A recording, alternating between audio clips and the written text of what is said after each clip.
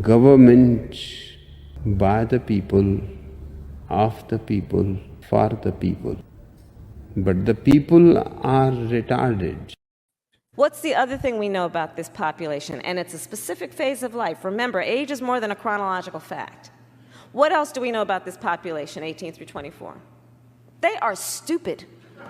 Well, I'm sick and tired of smart guys. Let me start off with 2 words. Made in America. Made in America. Welcome back to this non-boomer edition of Shtick with Koolfrogg. That's the 3rd attempt, and looks like the 3rd time is a charm. It is working. Thank gosh.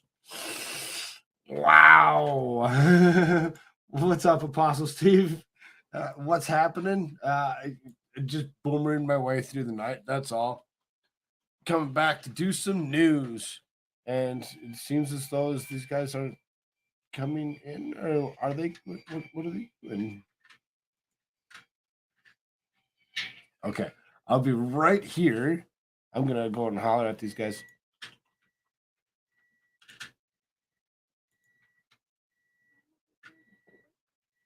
Sure, let's go.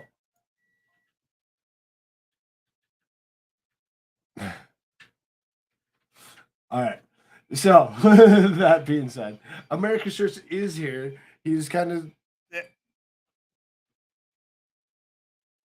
he's hanging out in Discord at the moment. He'll be here with me in a moment.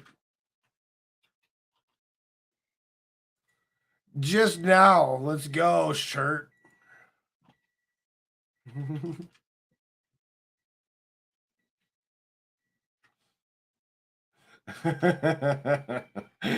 And that's all recorded. That's all recorded. That's the fun one. You missed the boomerang? Yeah, it's all right. You didn't have to catch all that boomerang. You didn't have to catch me trying to attempt to start this show 3 times before it finally worked for me.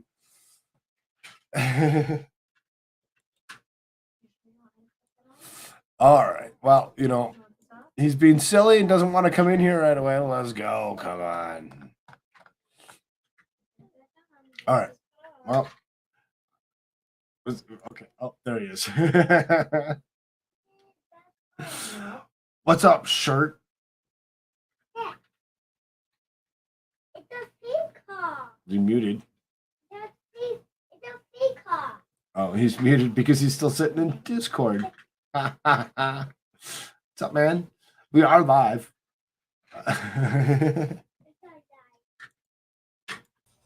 Who's in Discord? I don't know. Somebody. Yeah. Oh, well. That's all right. We just kind of boomed through it, and we got Apostle Steve, and we have Leaning with us. So Leaning? Yes, she's somebody new that's kind of just started watching us with them all. Oh, I thought you said leaning, like the verb, like leaning against something. No, she's like, what? We're slouched against the wall. No. Koolfrogg, So- your voice What about it? sounds very hoarse. Not as hoarse as Susan's face horse, but like like horses and As in, horse it's horse. been hoarse for the last few days because of catching a slight little cold or whatever. There's the reason why I wasn't reading things last night. I was letting Winning read. The reason that I threw a bunch of articles at you and said, "Here, you guys can find Quit those getting ones." sick. Jeez. Well, it's kind of a there's 3 of us in the house. When one person catches something, Oh, bring it into blame the it house, on the the other one kid. catches it. Oh, No, the nope, tadpole gave it to. No, I'm just kidding. It was not the tadpole this time. It was his wife. Oh, it's even worse. Just kidding. Just kidding. Right? Girl cooties.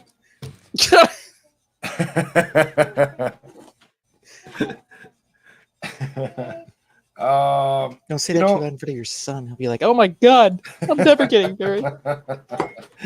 We actually had an interesting day today because my wife had actually was sweet enough to actually take Tadpole out to a park and to a store and got him some toys and some other things. Um, she actually gave me time to actually hang out with everybody during the day show without having Tadpole around. And Does she not work today? She had the day off. no, she usually has Thursdays off. So as far as that goes, we end up Very good. getting. We talked about a lot of things today. We talked about a lot of randomness. I Did I say flipped I'm- in a bit for like, I don't know, like a minute when I could. I was like, oh, she's still here. And I flipped over, and all of a sudden there was like this conversation about like instantly, it was just like Owen Benjamin and Steven Crowder and Flat Earth. And I was like, oh. And then I was talking to some As other I'm people before I hollering, came We're here. not talking about flat Earth anymore today. I know this was some people. They were like, "Oh yeah, that's all they talked about for like 3 hours." I was like, "What? Exactly. Did I just catch the beginning of that and I just left?" This is like, I mean, I didn't just leave. I had other things, but No, it was like you caught the second troll for the day actually coming in here and trying to tell us that you were the second troll. bigots for believing that the Earth was a spherical. That you're bigots. And just the hilariousness of everything to go along with that. Never had a Cosmo. What is the main alcohol? Vodka? Probably. The Flat Earth Society has members all around the globe. Debris Shane. All around Debris the Shane. globe. All around the globe, Quotes. no matter how flat it is. Greatest quotes. I know, right? If Debris Shane was in the comment section and said that'd be the comment of the day. Unfortunately, he's not here in the comments. So it can't be the comment of the day. So it shall be the vocal comment of the week, I guess. I don't know. To me, it'll be my comment. It'll be my personal. Anyway. Yeah, there's so many comments of this week that I really don't know how to pick one. There's just so many. It's just so much fun. There's so many. I really enjoy that there's so many people that are so adamant Flat about earthing. having their own opinions on so many things. that's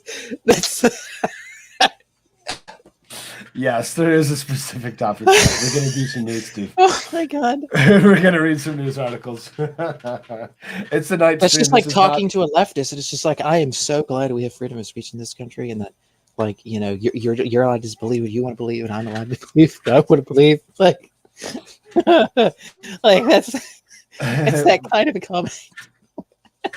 Sure, it's Leanie wants to know your time zone. Are you willing to divulge? What time zone am I in? What are you? The CIA, the FBI? What do you want it for? What? Stop Ukraine. I didn't do anything wrong. I wasn't out on assignment earlier. That wasn't a thing. That wasn't me. Whatever you may have heard.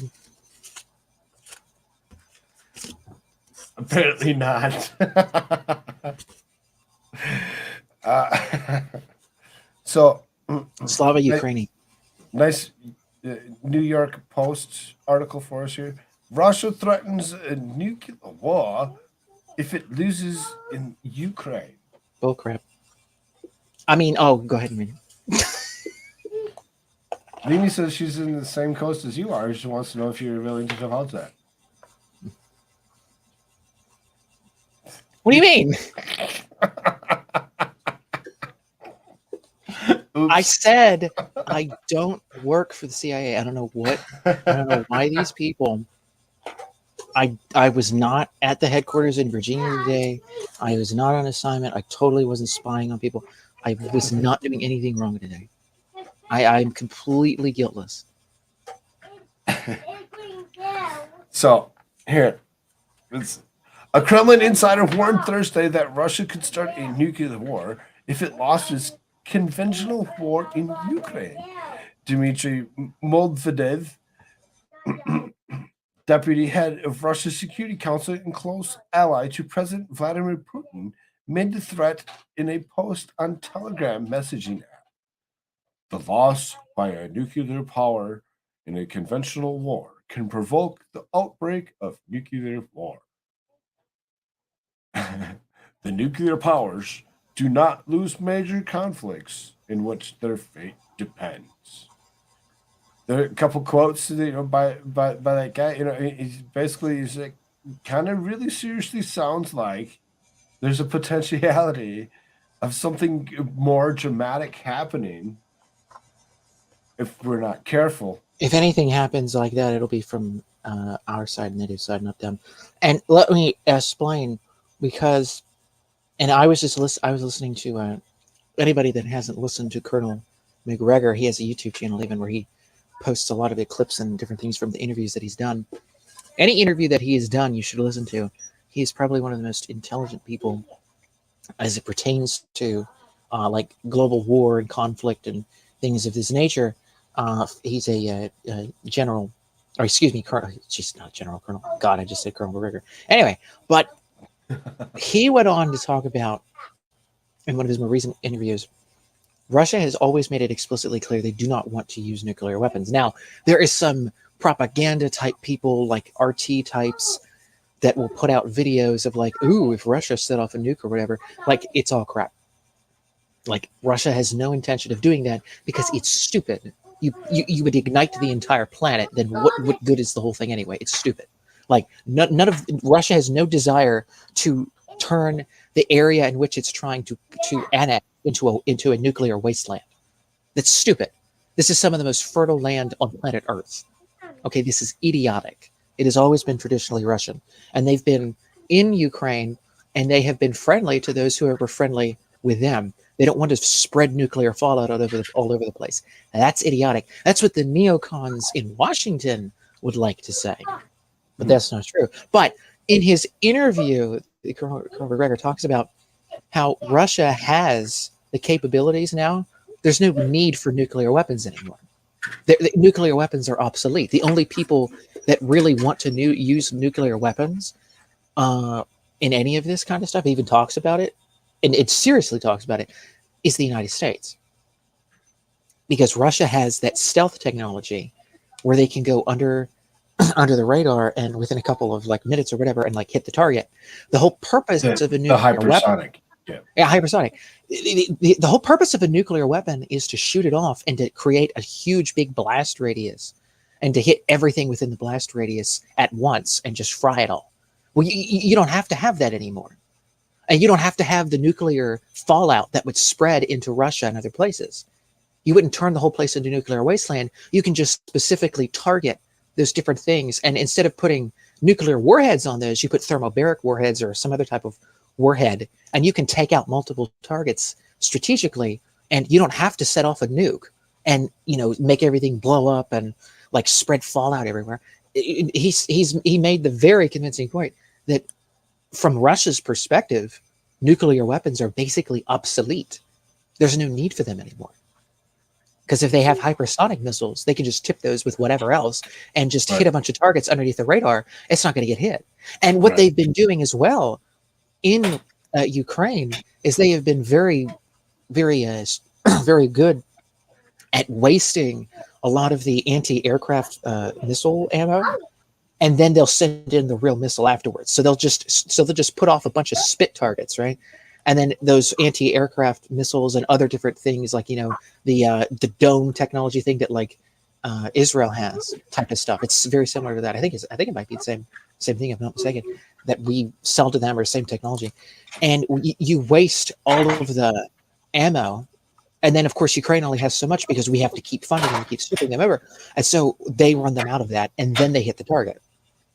So they don't even use a hypersonic missile for that, and they can already take out So it's like there's no real purpose to having a nuclear blast go off.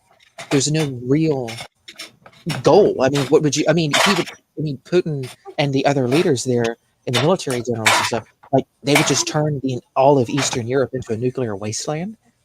I mean, he said that it's, I mean, again, quoting Vladimir Putin here, this is traditionally Russia, Russian-speaking people, da-da-da. We're going to demilitarize and liberate and whatever. Well, why would you just blow the whole thing up into a nuclear fireball?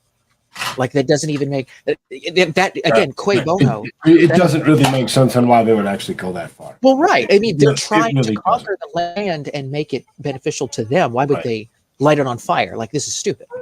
The only people that would want to do that is the opposite side of this argument that doesn't like Russia, that would benefit from that happening. Okay, cui bono, who done it, right? Like, who benefits, right? Who benefits? So, anyways, so real quick, what's up, Crystal? Think about when they're looking at a lot of these articles and things. Hey, Rose, how you doing, dear? Good to see you. Hello. Rooting for Putin. Nukes are so 80s. I think nuclear fear has always been exaggerated. I have had that thought myself for a while. And I know Alex Jones and some of I just said the word Emmerich Jones, other different people talk a lot about some of these different things. And I get that they're kind of, terrified of that, because I mean, like, that is a very terrifying thing. But I think a lot of it is, like stuff that was instilled in some of these kids from, the Cold War era. And nobody really wanted to, I mean, again, it's mutually assured destruction. It's called mutually assured destruction for a reason. It's called MAD because you'd be mad to even set it off. So you build it up, but once something becomes obsolete, now that you have the technology to no longer have that threat waving overhead of like, oh, I'm going to nuke and then the whole place is going to light up, right? Like that takes away all of that fear and angst. And they want to, our lovely globalist masters want to use that kind of fear and angst to control. Rooting for Putin says, I was viewing your earlier show, so I won't go into nuke conspiracy theories. Haha. Yeah. Yeah, we didn't talk about enough of those. And different conspiracy theories. Oh my lord! But yeah, so when we're many. looking at articles like this, ladies and gentlemen, those are the things that you need to, or when you're reading an article like this, This or is when the you New flip York on Post, right? So or even if it is a more friendly type of a, what you would think to be more friendly, you still have to, be aware of some of these other different things. And so some of the background behind life. So It's important to still sometimes some of these those articles, though articles. they're in like New York Post, they actually throw where they were actually originally from. Sometimes they take these articles from other places. Oh yeah.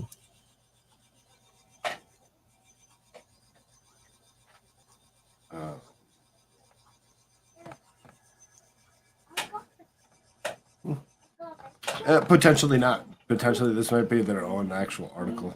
I mean, New York Post has been pretty Semko pro Bardansky. war. We've actually read articles from this guy before. Yeah.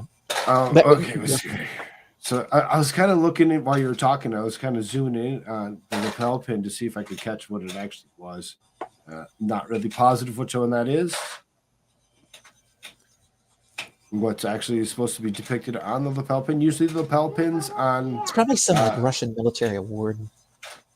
Probably. Well, right. Usually they actually stand for something. I'm not familiar. They usually don't wear a lapel pin unless it doesn't stand. Unless it does. Well, right, in an official capacity like that, right.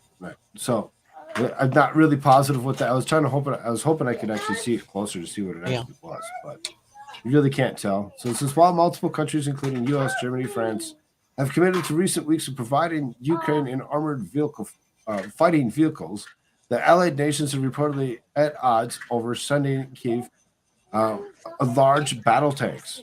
Over the past 11 months of war, both Ukraine and Russian forces have relied on Soviet-era T-72 battle tank as the mainstay of the armored forces. Kyiv has been pushing for Western allies to send more advanced armor, such as Germany's Leopard 2 tank and American M1 Abrams. Ukraine leaders have urged that the more capable tanks would allow them to break through the front line and they remained relatively static for months since Ukraine's successful fall counteroffensive. And you can see there's, plenty of... Yes, the Ukraine counteroffensive. Right. By the Since way, how's that beginning- counteroffensive going? I just, Yeah, right. Since the beginning of the Russian invasion of the neighborhood in February, the How's Kremlin that has going, John? rattled its nuclear saber in an effort to discourage Western intervention. Dude's comments, however, at the first time Moscow has admitted to possibility defeat, asked if Medvedev's nuclear rhetoric indicate an escalation of crisis. Kremlin flack Dmitry Peskov said no. It absolutely does not mean that. So though one of them is actually pointing at it, the other one's saying no, it doesn't really necessarily mean that. So this is Russia's longstanding doctrine allows the use of nuclear weapons after aggression against the Russian Federation with conventional weapons when the very existence of the state is threatened.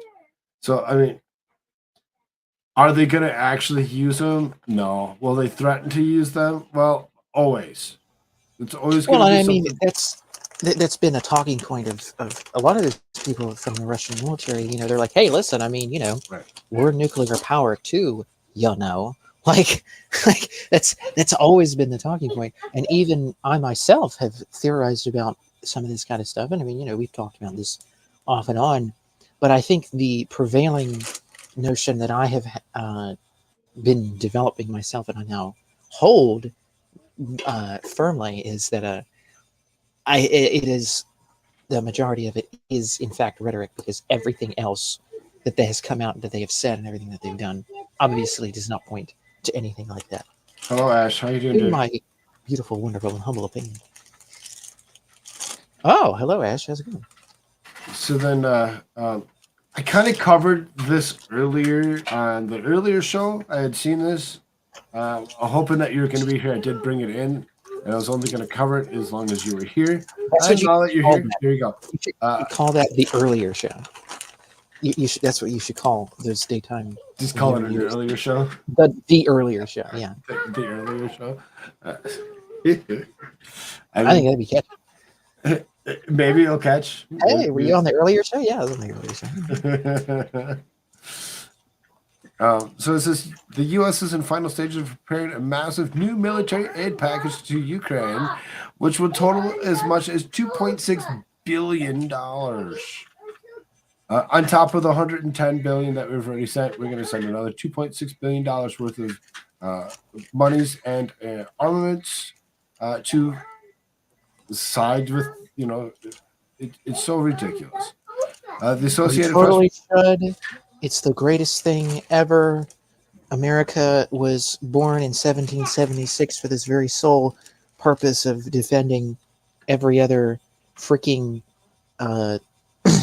planetary system from here to the galaxy of Andromeda from any type of, trouble at all. $4.99 super sticker from Slava Ukraine.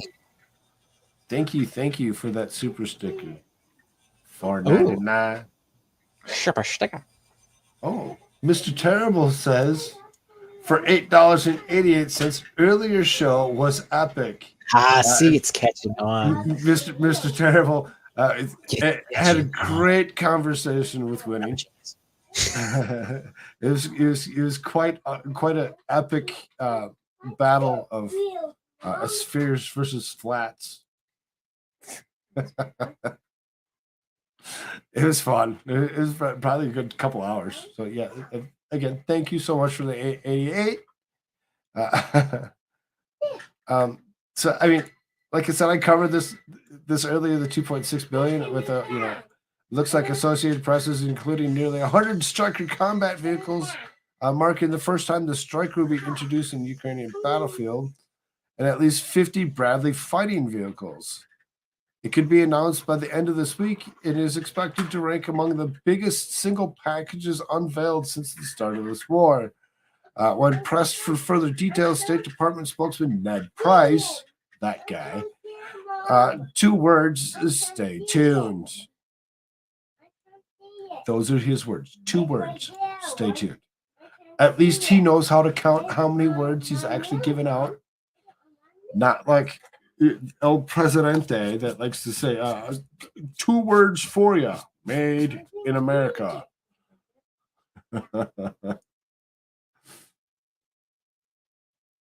Crystal says, I don't believe you, Mr. Terrible.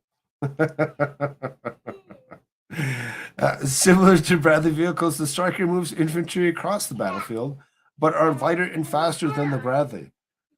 They were trying to look for a mix of armored and mechanized forces that makes sense. Undersecretary of Defense for Policy, Colin Call, said separately on Wednesday, the Russians are really digging in. They're digging in trenches. They're putting in these dragon's teeth, laying mines. They're really trying to fortify the float and forward line of troops to enable the Ukrainians to break through given Russian defenses. The emphasis has been shifted to enabling them to combine fire and maneuver in a way that will prove to be more effective. So, I mean, they're really, really seriously pushing for this to actually be a thing. Look at that. Keep it going, you guys. You guys are the best. Look at that. Ash says, for $10, 10 Canadian dollars, the Canuckstanian bucks for the bestest, coolest frog on the tubes. Thank you. Thank you so much. Shirts is muted. He's like, huh. Says, Germany won't allow allies to ship German-made tanks to Ukraine to help its defense against Russia, nor send its own systems unless the U.S. agrees to send American-made battle tanks. Senior German officials said on Wednesday, according to the Wall Street Journal, on Wednesday. You know, so, I mean,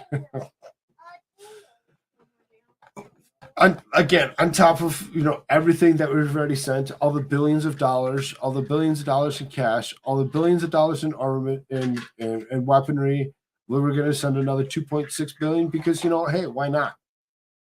It's nothing to us. It's just pocket change.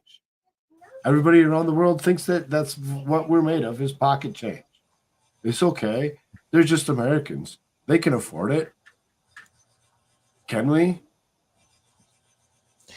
No. I mean, and this is the other thing too. Russia has major infrastructure. They have all kinds of things where they can build like weapons and all the rest of it at mass like crazy. We don't have that capacity anymore. We buy a lot of the stuff that we do for manufacturing, including our weapons, from freaking China. We have to order things from South Korea or Japan or Taiwan even sometimes, depending. Like, we don't have any of that infrastructure at home. We can't just, you know, snap our fingers and just start mass producing. Okay, we don't have that kind of infrastructure. Russia has like giant, huge factories just dedicated to this. And whenever the call would come up for like, hey, you know, major time, we need to get the guns pumping, we need to get the bullets pumping, we need to get everything pumping through here to the military.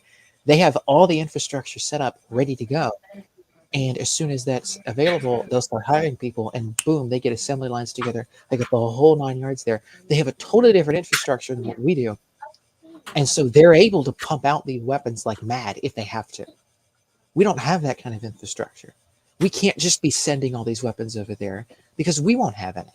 But see, that's the whole point, isn't it? like run us dry of weapons. See if we can, you know, take down Russia all at once. You get everybody, and then all of the, you know, our lovely elite win. Like that's kind of the point. Is that we all end up losing and they all end up winning. My computer just decided to take a half a poop. So guess what? Defenses of our own. Can you hear me? You know? I'm gonna have to drop out for a few seconds. I'll be right back. Just be a part of the global community. Anyway. Did I just get left here by myself? Did Koolfrogg drop off the face of the earth here? What happened?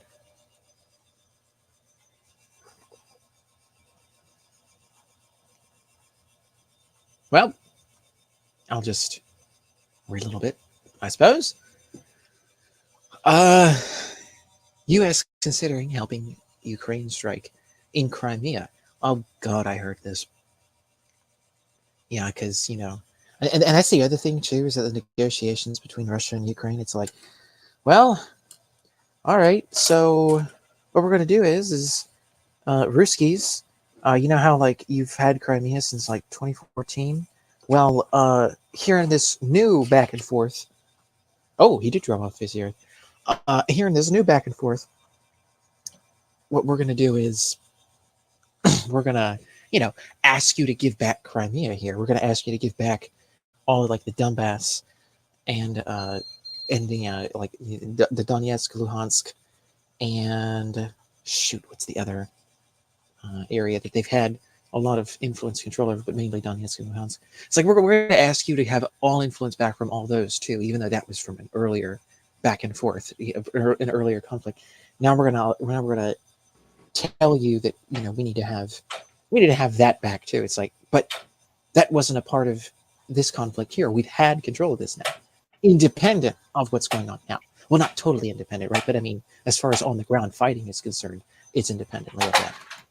And so Ukraine is like, negotiations are not very good negotiations, if I do say so myself. So yeah, and so now they're like, oh, we need I to bumped the table too hard. take I back. believe the video splitter. That so they couldn't get it in the negotiations. Now they're going to try to get it through Can you hear me? force, and of course, Hello? Slava Ukraini all the way, but that's not going to work. Unfortunately for them, it's not going to work. And there's going to be a lot of innocent people and Tadpole says I need to speak louder. soldiers that are going to be thrown out there as basically cannon fodder for the Russians at this point, and it's just terrible. The human crisis that's happening. I mean, here in the recent battle over in Ukraine that they've had in Bakhmut and what's the other city? Soledar. I mean, it's just been a total slaughterhouse for certain blue and yellow flagged peoples over there. And if you know what I'm saying, because of course this is YouTube, Slava Ukraini, all hail Vladimir Zelensky, Saint Patrick Vladimir Zelensky, as I am here, right? Okay, so Can you hear me? they've been dealing. They've been. Can you hear me? Major losses against. Wear extra shirts. Can you hear me? But they've been dealing with major losses over there. Hello? And they just keep pumping out troops, and so that's it's just going to be continually. Am I here? Troops into these areas, and of course, you saw John Kirby come out from the Pentagon. I don't know if anybody saw this. He came out. He gave his spew about things going on in Ukraine against Slava Ukraini, and and it's like a joke now. It's totally not though. YouTube. It's totally not. But that's what I'm thinking. He's just ignoring me. He's like, no, I'm not going to allow this to actually happen. I'm just going to continue to talk right over the top of him. I don't care. I'm ranting, and I don't even realize that he's in the room. It's just not. It's not strategic. Nothing's coming. And they say this with every single village and town that Russia will push forward with the Donetsk and Luhansk. It doesn't matter what's being said. Armies types, so as far as that goes, we might as well just tell you Russia now formally, according to the Russians, because what the heck, why not? They recognize it that way.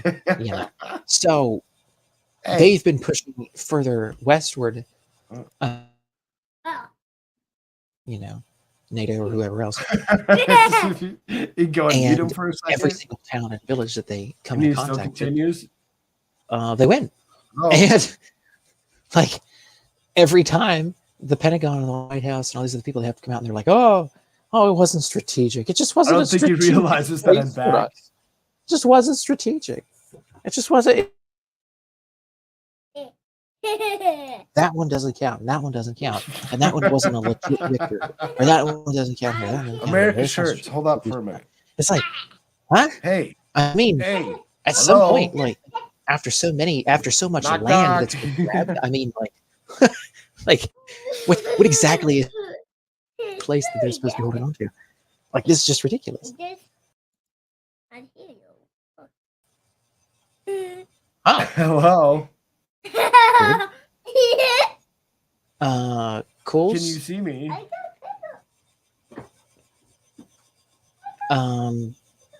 Is it just me, or can I not hear you? No, you can't hear me. Are Did you my kidding me? stuff goes off? Oh, there he is. Can everybody else hear me? I don't know. We're buggy. We're buggy here. People. Seriously, I came back in, I brought everything back up, and I'm like, hello, hello. And I was talking right over the top of everything that you were saying. So half of what you said, the audience heard absolutely none of it. Huh? Because they heard both of us. Well, you were gone. No, I came back. I came back halfway through your rant. Well, You only recognize that happened once I actually removed you from the room, put you back in the room, put myself back in the room, and reset my microphone. So whenever I came back, everything still half failed.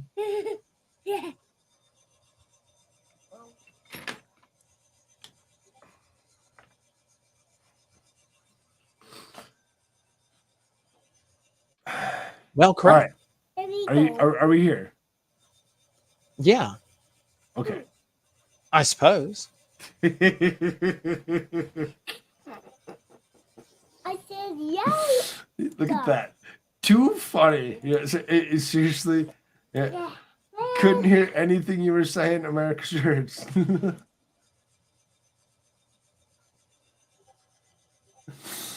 He was back. Papa, can you hear me? We can hear you. That's what I'm saying. This is like for the last minute or two, as something was weird. As I came back, I think they could hear both. I could hear you, but for whatever reason, you couldn't hear me. That's why I'm like, okay, something's not right. Just restart things. No. Yeah, I did not hear anything else. You see them. All right, so let's hit this our next article up here real quick. This is U.S. is considering helping Ukraine strike Crimea. The New York Times reported Wednesday that the U.S. is warming into the idea of helping Ukraine strike Crimea, something that Biden administration has previously avoided due to the risk of provoking a major response from the Russian President Vladimir Putin. Citing unnamed U.S. officials, the report said that after months of discussions with Ukrainian officials, the administration is now starting to concede that Kyiv may need the power to strike the Russian sanctuary, even if such a move increase the risk of escalation. President Biden is still holding off and sending long-range missiles that could hit targets in Crimea that Ukraine is seeking. But the U.S. is discussing the Ukrainian officials how to attack the land bridge to Crimea Russia has secured for itself using U.S.-provided weapons, such as U.S.-provided HIMARS rocket systems and Bradley fighting vehicles. The U.S., for the first time, pledged to send 50 Bradleys and possibly $3 billion worth of weapons package. And that's where I get this article come into play. It's like I seen the 3 billion. And I'm like, so is it 2.7? Is it 3? How many billions of dollars worth of equipment are we going to continuously send to Ukraine? Do we have anything left here in the States? Is there anything that we have to actually defend ourselves if something happened here on homeland? You want to try answering any of those?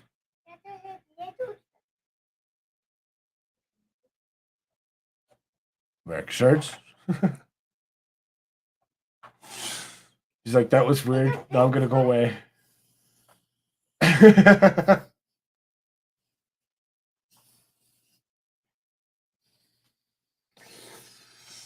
Mr. Terrible, yes. Yes, somebody did actually request a bust of Zelensky to place at the Capitol here in the United States. Why? I have no clue. Merrick Shirts.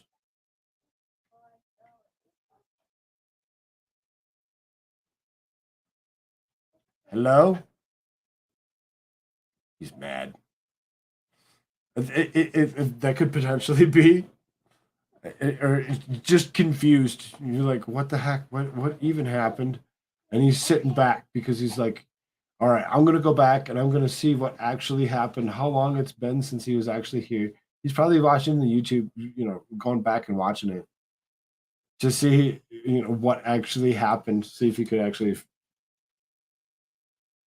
see how long it was that I was actually there. Huh? Who? What? Yeah, you. There you What are. about me? I So just skip down there for a second. I Doge. figured. So it says for the first time it pledged to send 50 Bradleys and possibly $3 billion worth of weapons package. So I'm like, oh, another 3 billion? Is this over on top of the last article that we read? In billions? Oh, they just don't stop. I mean, that's the thing. They don't.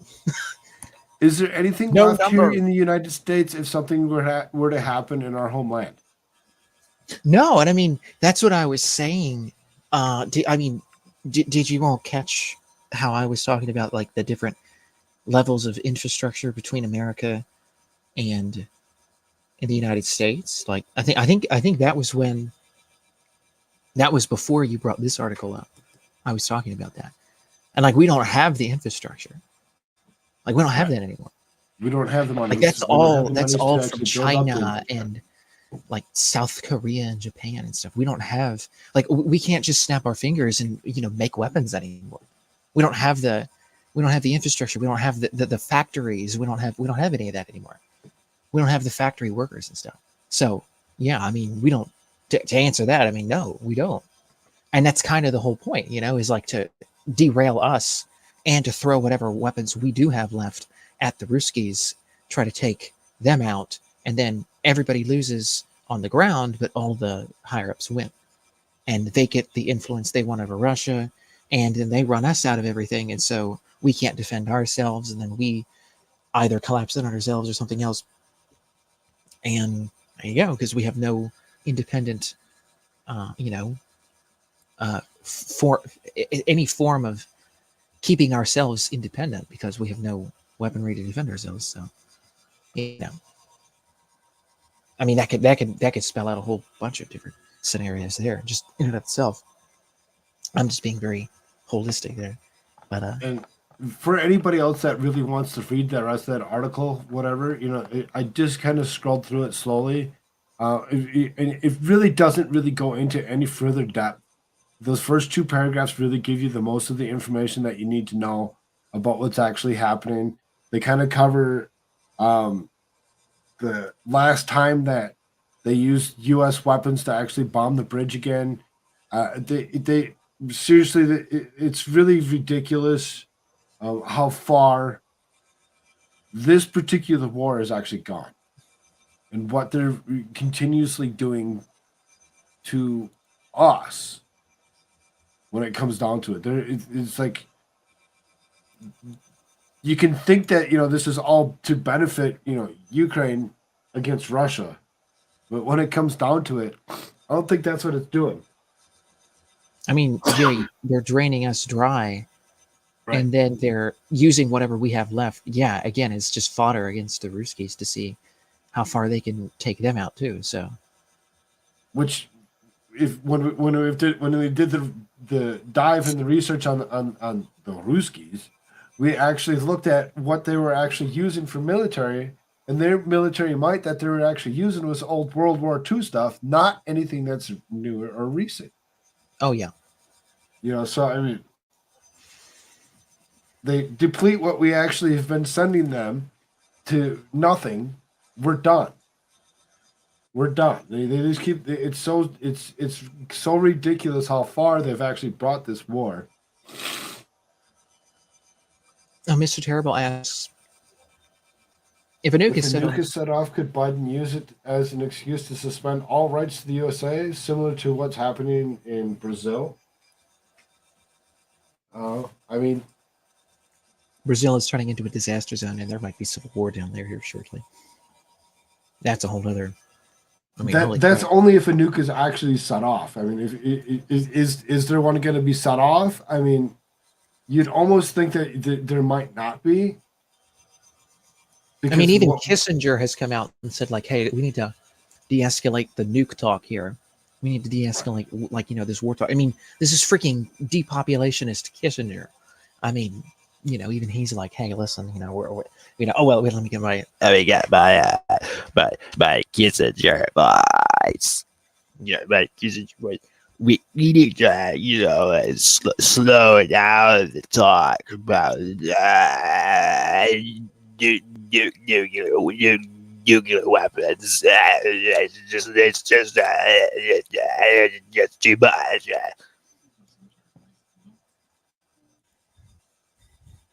That's my best Kissinger impression.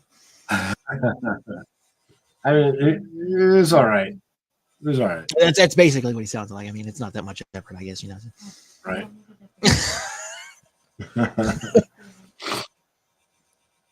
They could make a huge explosion and say it was a nuke.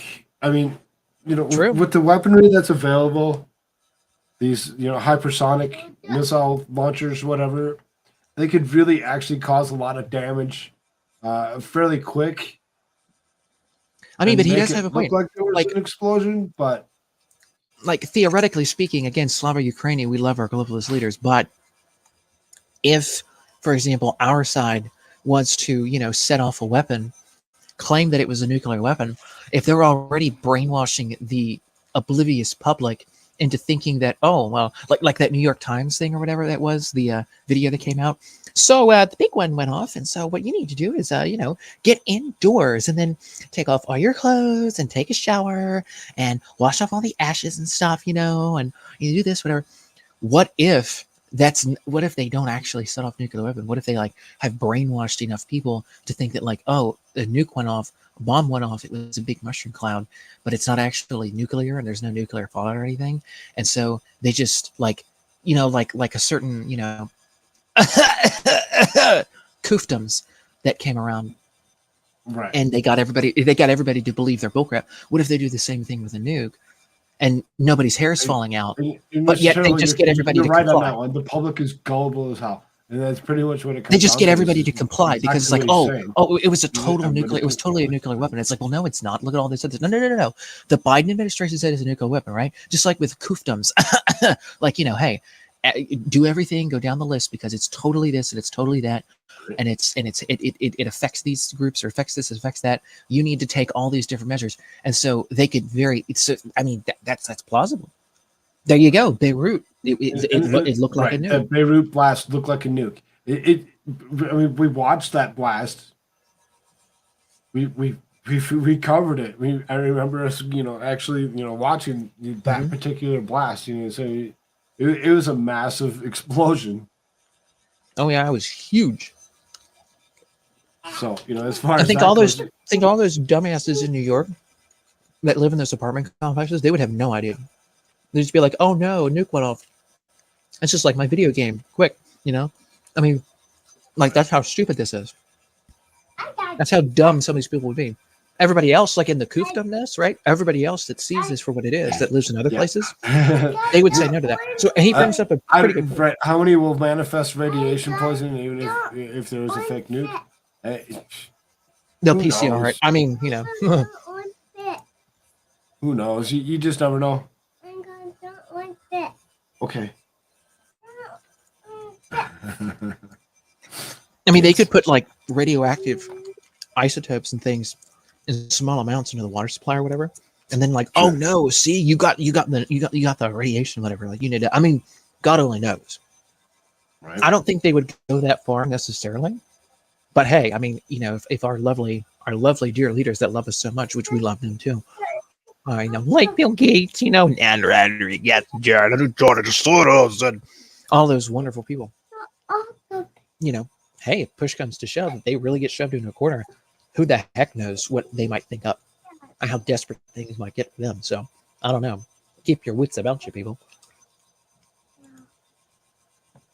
I don't think they do that, but hey, it's good to have the conversation. So anyway, So then, next World War ish article.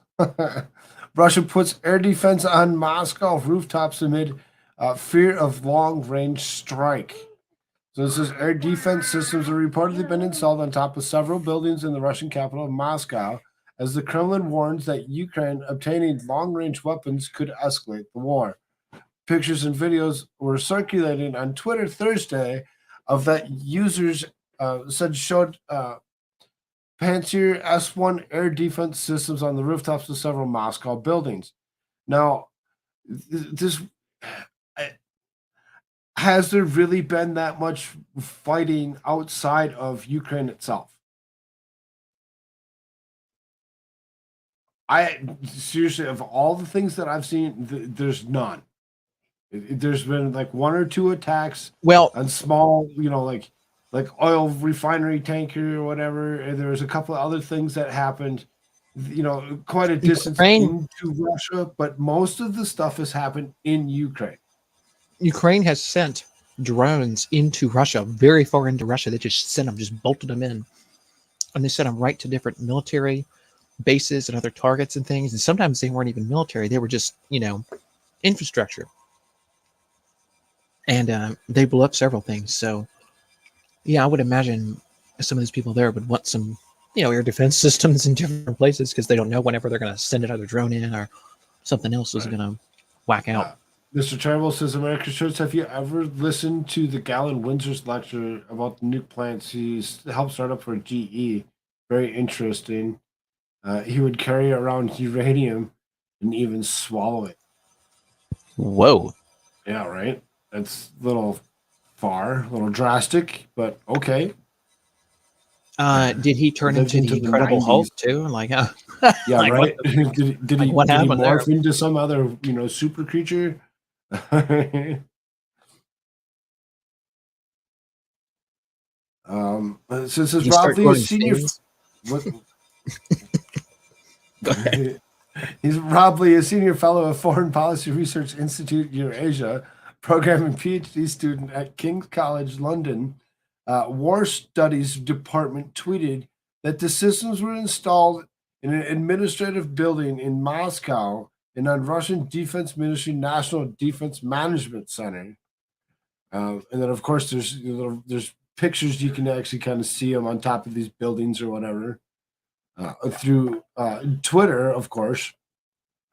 So the reports of the new air defense additions in Moscow come on the same day that Kremlin spokesperson Dmitry Peskov warned it would be an escalation of Western countries providing Ukraine with long-range weapons.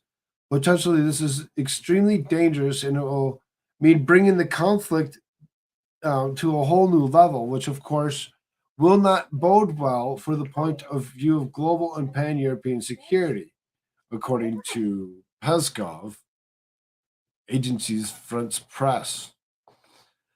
While the U.S. has funneled weapons and other aid into Ukraine since the start of the war in late February last year, President Joe Biden has said that he wouldn't provide weapons that could be used for attacks inside. No, do not touch the desk. No. You're going to knock the computers out again. Stop. Do not.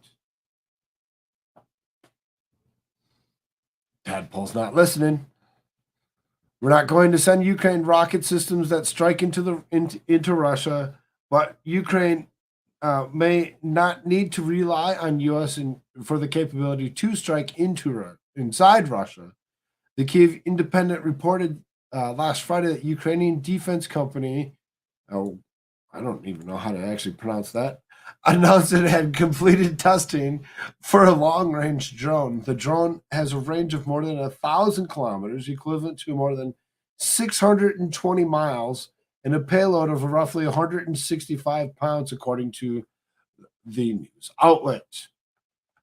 So, to reiterate, your drones that have actually been Right, flown there you into go. Russia, obviously it is a thing. It isn't something that isn't happening. But it's the interesting one is that they're actually putting these on top of these buildings uh, to kind of counteract that. I mean, are they really that concerned? Are they scared that something more is going to actually happen to them? Something that's actually going to, bring itself into Russia even further? Keep your feet off the desk. Stop it.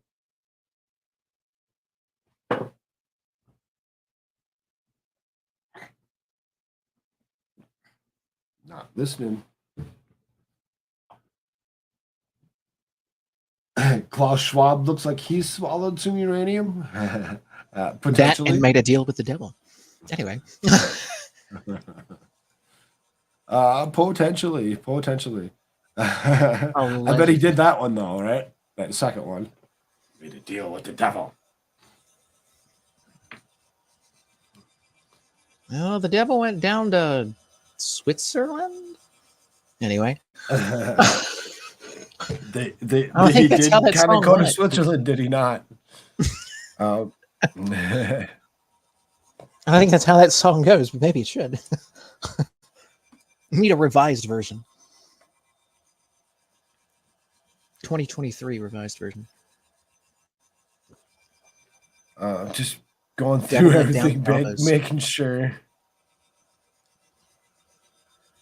that I didn't have anything else for this particular subject. If there's anything else that you would like to hit on going along with Russia and Ukraine, go for it. Otherwise, I mean, I don't know if you caught, or if the audience caught, because the technical difficulties there earlier, with me talking about how they that every time Russia moves further and further westward, every village and city that they take, like John Kirby came out today, they've taken Bakhmut is what it's called, and then they've surrounded and basically taken Soledar. They've announced they've taken Soledar, is another town, or excuse me, city.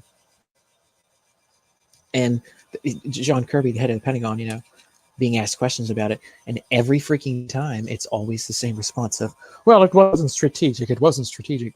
And how many times do so many wins have to take place on the Ruski side for them? How much land mass has to be taken before it's called a strategic win? I mean, it's just so ridiculous at this point. It's like, are you kidding me?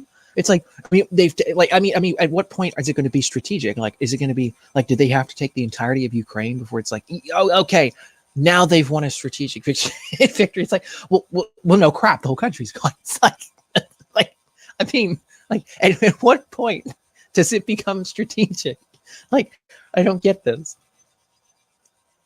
What is strategic to you? I mean, it's just BSing. I mean, it's just BSing, but at the same time, it's like you don't make any sense. Which, again, it's obvious you're bullcrapping us anyway. But yeah, that's what happened as it pertains to the Ruskies in Ukraine, Slava Ukraine. Yeah, we love Ukraine here, and our dear leader, Saint Patrick of Ukraine, Vladimir Zelensky. Yes, I call him. yeah, right. I call him Saint Patrick.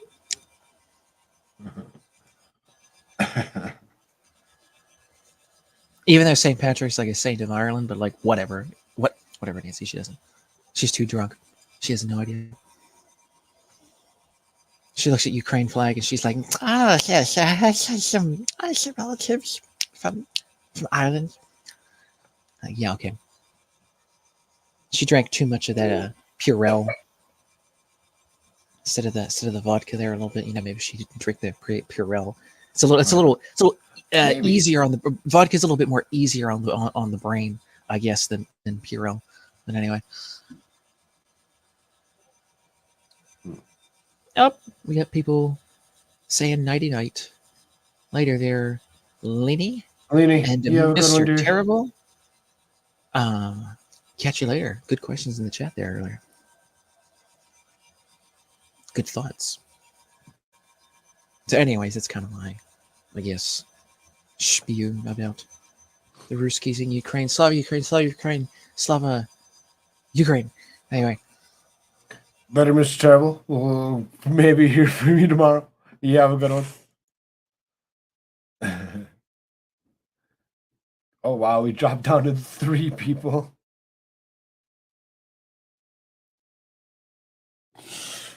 Hell is everybody? There's Melissa Jane. What's up, there's Melissa? Melissa. What's up? There's that AI. We've figured it out. Melissa Jane is actually AI, just not human. Oh, really? Yep. Is she a Tesla model?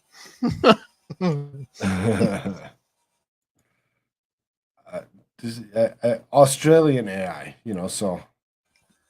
Is she a formerly human AI? Like, does she have like the implants, like the Musk implants there? And now she's AI? What's up with it? Looks like I showed up at the right time. I came in flying. Who's AI now? Oh, Church, don't mute out and run away. He's like, well, wait a minute. I'm not running away. He's like, I'm not running away, but I can dip in the back room. I'm munching. Oh, okay. Yeah, easy. What were you guys talking about? AI? Oh, Melissa Jane's in the house. Oh, okay. Oh, that kind. Okay. Got you. Yes, that kind, yes. Hi. Does AI stand for Australian individual? Is that why we're calling it AI? Yep. Maybe. Is she an AI, like, is that the I just made this joke so much deeper and so much better than it originally was. I'm sorry. It was. You've enhanced it like AI. Yes, I have enhanced it. I apologize. Heidi, you sleep well, dear. We'll catch you tomorrow. We'll catch you tomorrow for sure. All right, so. Oh, yeah. Cool thing, Heidi. Catch you later. Thanks for watching. He just popped in, Heidi. Just popped in, so, as far as that goes.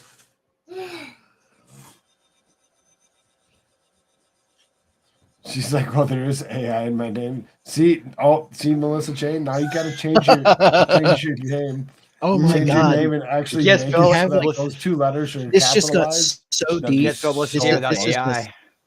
Oh my God! You can't. This just got way. I mean, how far does this rabbit hole go here? I mean, the rabbit hole goes so far. Melissa Jane is like finding things out about herself that she didn't even know. Like this is pretty deep, people. Right. This is great. AI does pretty heavy get here. to learn about itself. It's fun.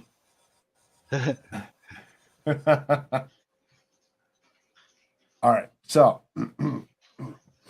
here's what the Supreme Court leak investigation turned up. Oh, what? There's a Supreme Court leak? Oh. The Supreme Court of the United States issued a statement on Thursday concerning the investigation of the unprecedented leak of the draft opinion in the Dobbs case last year that set off weeks of protests and illegal harassment of the justices in their homes. Don't get too excited, though, because the 23-page Supreme Court statement and public version of the investigation report is inconclusive. The court's report reiterates that May 2022 leak of the draft Dobbs opinion was one of the worst breaches in history breaches of trust in its history, and no mere misguided attempt to protest, but a grave assault on the judicial process. As Town Hall reported, in the wake of the stunning leak, Justice John Roberts tasked the Marshal of the Supreme Court and her staff with investigating the leak and discerning who and how the draft opinion ended up published by Politico.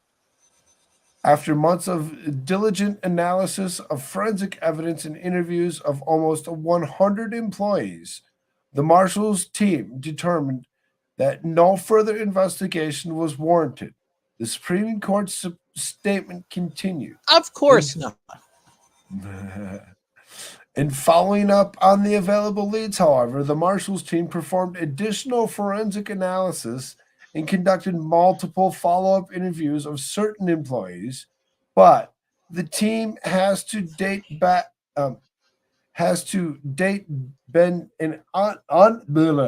Jeez, I just can't read it. So I'm unable to identify a person responsible by You gotta update your AI there. abundance of the evidence. Yeah, right.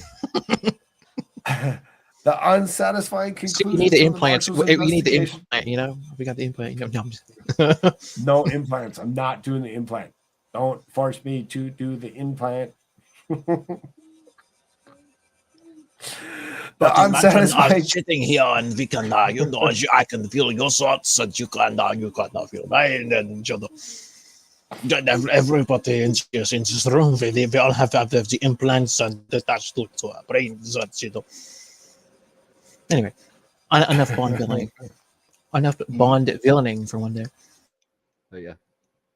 The unsatisfying conclusion of the Marshals' investigation seems to be something of the result of the dead end in the search for a leaker or leakers.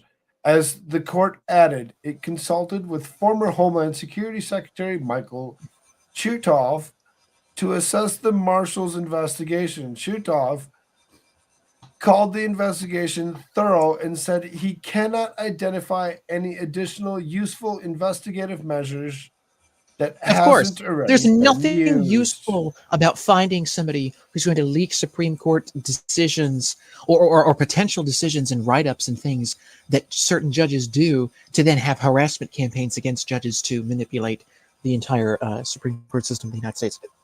There could never be anything important about making sure that doesn't happen again. Nope. Nothing to see here, folks. What a load of horse shit. These bastards know exactly who the hell did it and why the hell they did it, and they're covering up their crap for it. That's what the hell this is. Covering it up because they know who did it. They know who did it. I mean, this is so unbelievable. It's like, well, we just can't find anybody that would have, would have been able to do it. We don't even have a suspect or whatever. Really? You don't even have a suspect. You don't even have. Are they going to even pass this on to somebody else after a while? Like, are they going to ask for any further investigations into anybody else? Doesn't seem like, according to what was being read, it doesn't seem as though that's what's going to happen. I mean, this is such bullshit. Are you kidding me? Of course they know who did this. I mean, there's only so many interns that are there, and if you've interviewed them all, you got to narrow it down somewhere. Otherwise, this isn't even an investigation. This is just like, nobody did it. Well, of course, somebody did it, and they have to be within the Supreme Court. I mean, that's the only way. That's the only way. There's only a certain number of people that have access to that kind of information within the Supreme Court itself. It's already that compartmentalized. All right, like, and if somebody had to like break into something or hack into something or do something, they would be able to at least find some kind of a trail, right? Like like if somebody broke into an office or whatever, like, when there be evidence of like, oh gee, this is tampered with, oh gee, look at this, or these look at, well, there's nothing further to look at here, people. Nothing else to look at here. I mean, really? What bullcrap? Oh, Heidi. Off topic, I have one more question for America Shirts because Koolfrogg was grandfathered in. Huh? When I sign into Rumble, can I make up a different birthday? Just too risky for identity theft, in my opinion. Oh yeah, you can make up. I'm pretty sure you can make up a birthday. I'm pretty sure you can. I don't think I put in my real birthday with my stuff. I think that's just there, just as something to be able to have some kind of identifier as, or potentially in the future, maybe like they have age restricted content or something. I don't know. One of those two, or both, I guess. I don't know. Because that's one of the ways in which they try to make it so that you don't make spam accounts. You have to have like phone number attached to a name and birthday. And that could be anything, I guess. I mean, they don't do background checks or anything, so they can't check anyways to be like, oh, see, the name attached to this or whatever. They don't do that much. They just ask for it to be like, over 18, or like, if you're, just put down a date or something, and then that way, so because yes, you can say that you were born in 1911. It'll be okay. Right, like that way, multiple people can have multiple different accounts. and have the same name and birth date because it's just a spam account. You can't do that. And so that's one of the other factors they use to try to not have as many spam accounts and as many crazy accounts and things. Try to control that. So it's I still think Rumble is just a better overall platform in general. And they've had some major updates and it looks fantastic. It looks all right, but it's still operationally kind of defunct. Obviously, if you didn't catch me boomering into tonight's show the first 2 times, it was because of Rumble. Though I copied and pasted things or whatever, it still failed. We're not simulcasting, we're only on YouTube right now. So, yeah, they fixed some things. Did they fix all of them? Nah, not really. You need to be careful. So then, to continue the article, it says some notable. Or what? I need to be careful, or what? No, I'm just kidding. My son. Are you threatening me? He's trying to kick my desk, and we know what happens when you bump the desk too hard. Mm-hmm. I go away. I go away for a few moments, and then I come back. And then sometimes some audio issues occur. Anyway, so some notable findings contained in the Marshal's report embedded in a full below released on Thursdays included. It is unlikely the court's information technology IT systems were improperly accessed by a person outside of the court. Okay. 126 interviews and 97 employees were conducted. 126 interviews of 97 employees were conducted, all of whom denied disclosing their opinion. Okay. So nobody inside, nobody outside. Huh. A few of those interviewed admitted to telling their spouses about the draft opinion to or vote count in violation of the court's confidentiality rules. So those few need to be removed immediately and not allowed to continue to work at the position that they're at.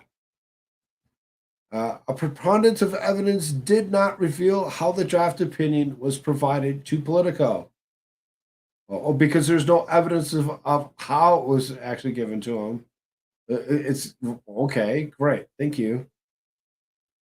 Certain employees emailed the draft opinion to other employees with approval, but there are no evidence discovered that anyone emailed the draft opinion to anyone else, although technical limitations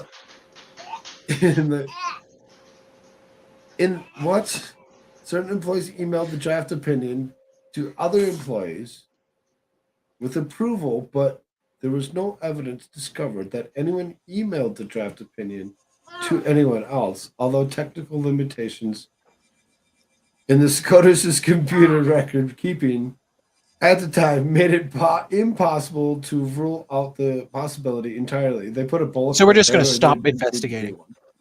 I mean, it could have happened, but it couldn't, but it maybe, but it didn't. But we're just going to stop. Right? It's fine, people. We're just going to drop the ball. It's fine. Nothing to worry about here. By the way, is your tadpole growling? He's trying to kick my desk, and I keep on kicking him to not kick the desk. 82 Supreme Court employees had access to electronic and hard copies of the draft opinion. Several personnel acknowledged that they did not treat information relating to the draft opinion consistent with the court confidential policy.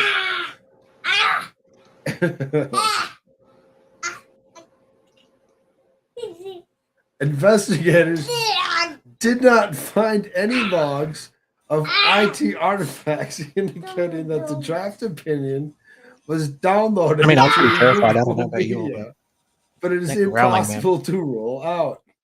He's fighting for at the same time. Investigators look closely into the connections between employees and reporters, especially any contacts that anyone associated with Politico, plus assessment of wide array of public speculation, mostly in social media, about any individual who may be disclosed the document, but investigators found nothing of substantiate any of the social media allegations regarding the disclosure. Oh, yeah, okay. Everything's just all clear. Investigators cannot eliminate the possibility of the draft opinion was inadvertently or negligently disclosed. For example, by being left in a public space either inside or outside the building. The marshal's report noted that if a court employee disclosed the draft opinion, that person brazenly violated a system that is built fundamentally to trust the limited safeguards and regulate the constrained access to very sensitive information. Pointed out that the COVID pandemic as contributing to an expansion of the ability to work from home, as well as gaps in the court security policies that created an environment where it was too easy to remove sensitive information from the building and the court's IT networks. As such, the marshal's investigation identified numerous court policies and practices that should be improved to prevent future leaks. And of course, they got bullet points to prevent future leaks. Too many personnel have access to certain court sensitive documents. Always. There's no universal written policy or guidance for mechanics of handling the safeguarding the draft opinions of court sensitive documents. The practice is very widely throughout the court. The court's current method of destroying court sensitive documents has vulnerabilities that should be addressed. The court's information security policies are outdated and need to be clarified. So it's the Supreme Court's fault that somebody went in and violated not only trust, but actually stole stuff and went through. It's your fault. Yep. I mean, I don't know if they would have shot this person. Would like the Democrats have a nationwide procession funeral for this person who was trying to release the documents against Roe v. Wade or something? I mean, what the hell? Only if they were not white. I mean, they won't even tell us who the hell did it and why. It's just like, well, you need more security. Why? Who the hell? What the hell happened? You don't even tell us. What the hell knows? Like, you just need more. Now shut up. I mean, that's what this is. Right. Let's see here. It says there's inadequate safeguards in place to track the printing and copying of sensitive documents. Many personnel appeared not to have properly understood the court's policies and confidentiality. The report also noted that bills were introduced in the last Congress which would expressly prohibit the disclosure of Supreme Court's non-public case-related information to anyone outside the court. And consideration should be given to supporting such legislation. So, while there were plenty of vulnerabilities identified, but no clear culprit, the Supreme Court Marshal reported that investigators continue to review the process, some electronic data that has been collected, and few other inquiries remain pending. And pledged that to the extent that additional investigation yields new evidence or leads, investigators will pursue them. Sure they will. And of course they subscribed shit for us. We don't read scribed. We've tried doing that before and it sucks. All right. So, all that being said, so something that happened how long ago? Later, Heidi. Nothing to see here, folks. Whatsoever. Move along. Don't worry about it. Nothing to see here. Yep, nothing happened. We have no clue who did it. It just happened miraculously. Nothing here. All right, you guys I see nothing. Nothing. Yeah. I'm going to throw some articles at you so you guys can read. Having some voice issues. Go with search for a minute. I'm doing something here. I'll go America after Shirts, you want to grab an article? Grab the first one there. Grab the second one, maybe.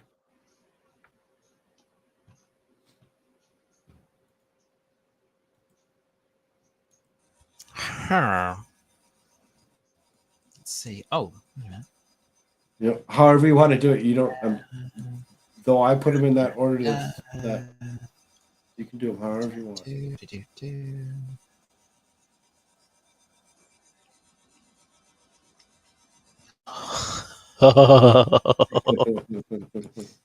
Have some fun. Yeah, there you go.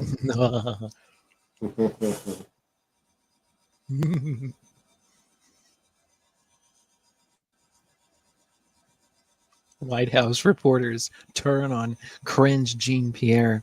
Quote, a painful waste of time. The least effective press secretary. I love Slay. Slay's so funny. Oh my God. White House reporters have reached their limit with cringe Jean-Pierre and are speaking out to trash Democrat President Joe Biden, press secretary. Oh, Joe Biden's press secretary, there, for an edition of CNN's reliable sources newsletter. Oliver Dorsey spoken more. I was going to say something. Spoken more than half a dozen members of the White House press corps about Jean-Pierre. Dorsey says that they are frustrated with Jean-Pierre because she never strays from talking points and provides false information to reporters. Really? She's not circling back enough. I know. She's not, apparently. Quote, she is arguably the least effective White House press secretary of the television era. One veteran White House reporter said. Oh my God. Another said, quote, See, Biden's team is winning too. Right. Another said, quote, you just get the feeling that you're wasting your time and whatever's in front of her, the binder, is all she is going to say, no matter how many times you ask the question. Really? These people are geniuses, I'm telling you. They're geniuses.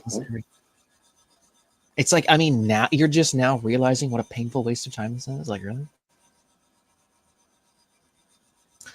Quote, it's just a painful waste of time. I love the use of the word painful. It's like, now you know how the rest of us feel every time that any of us decide to listen to this. I mean, again, her name is entitled Cringe Jean-Pierre because Karine isn't even a proper name for her anymore. She's so cringe. Her first name is just cringe. It's just painful to listen to her speak. Oh, cringe.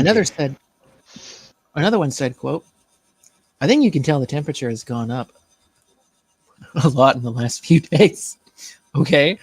Another reporter said, there's an expectation that when you say something, it's going to be true. Wait, what? There's an expectation that when you say something, it's going to be true. The reporter said, quote, it's been the biggest credibility hit for her. It's answering a question in a way that ends up not being true. Oh my God, can these people lying? in other words, lying, right? I know. It's like, could you like circle back in your own head like 15 different times before you like spit the word out? Like, holy freak, these people are so stupid. All of these dumbasses. They're all that was idiots. A political response. That was a CYA political response. Oh yeah. But it also just sounds so dumb. Anyway, she is a really liked personality, one reporter said, but that shouldn't be an excuse for her competence professionally. According to CNN, on Tuesday, for instance, she was repeatedly pressed about why she did not disclose on Friday that more classified documents had been recovered Thursday evening, a significant development that had come several hours before she indicated to the reporters that the search for additional material had concluded. Quote, on Friday, you stood here, though, and you were asked about this documents issue. By our count, some 8 Teen Times, ABC News White House correspondent Cecilia Vega said. Hey, Crystal. Well, Vega, join the club. At that point, the president's lawyers had found these 5 additional pages of classified documents. So, did you just not know on Friday that these documents had been found when you were at the podium, or are you just being directed by somebody to not be forthcoming on this issue? Whoa, deep thinking there. That's like conspiracy theory thought. We can't have that. That's like, I mean, we need some like FBI investigations, break down the doors, and let's see what's going on here, because that's some serious conspiracy thought. We don't need that in the United States. I mean, Joseph Stalin, Manchin, already said at the World Economic Forum, and several others after today's meetings, we are not going to be having free speech in America for very, very much longer. We just can't keep this up. Otherwise, our plans aren't going to come to fruition. So we can't have thinking going on here by anybody. So, right, Vega replied. And we had that statement, so we knew what was in it. Later, NPR correspondent Tamara Keith, who is also president of the White House Correspondents Association, asked, quote, "Are you upset that you came out to this podium on Friday with incomplete and inaccurate information? Oh God, how dare you! And are you connected? And are you concerned that it affects your credibility up here?"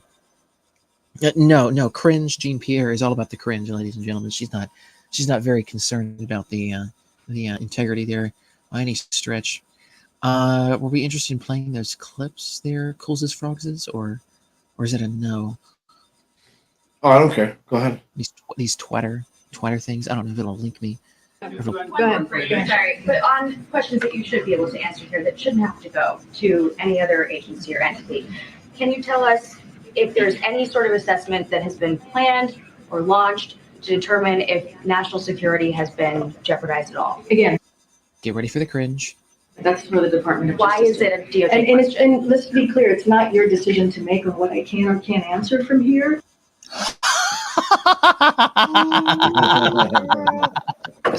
Oh my God! Oh really? Oh really? Is this the press secretary that's supposed to answer the questions of the press, right? Oh my God! Right.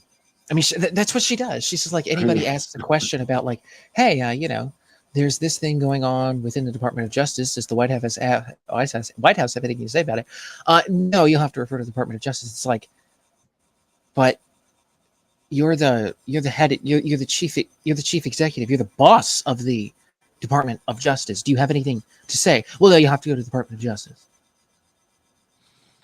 I mean, that's the kind of covered an article yesterday on the same topic or whatever of her not allowing, and they actually specifically stated that they will not bring somebody from the Department of Justice to the podium. They're not going to do it. Are you not going to be taking questions about the classified documents? I have been very clear over and over again. We are going to be prudent here. We're going to be consistent. Prudent. This particular matter is being looked at. There's a legal process currently happening at the Department of Justice, and I'm going to Is there really?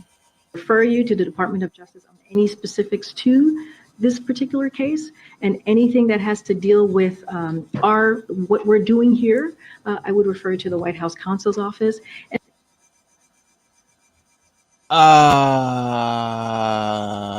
And let me remind you, this is not a new process here. Really? We've been doing this for the past 2 years. Anything that is related. Oh well, yes, the past 2 years. But what about the rest of? I don't know, like the entire history of the country. To a legal process, a legal matter, we refer it to the Department of Justice. There's nothing new in our process here.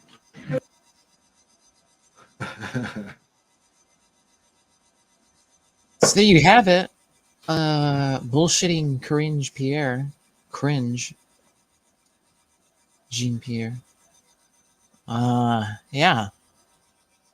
What can you say other than what's already been said? I guess I don't think there's much else. She's a lying piece of garbage, and she has no mind of her own. She only just does whatever anybody tells her to do. Obviously, I mean that's pretty apparent and pretty clear. And I love how they at the end there, like the past 2 years, nothing's changed. It's just like, well, yeah, but what about the rest of the history of the country? Oh no, it doesn't matter. I guess Biden coming into office is like the birth of Christ. It's like we're starting from before Christ to after, like before Biden, after Biden. Like that's going to be how we're going to measure time now in the United States, I guess, according to Cringe Jean-Pierre. So, anyways, right? I get enough cringe. I guess. Jean-Pierre. Again, that's another one of the White House's assault weapons that they have pointed at the United States with cringe.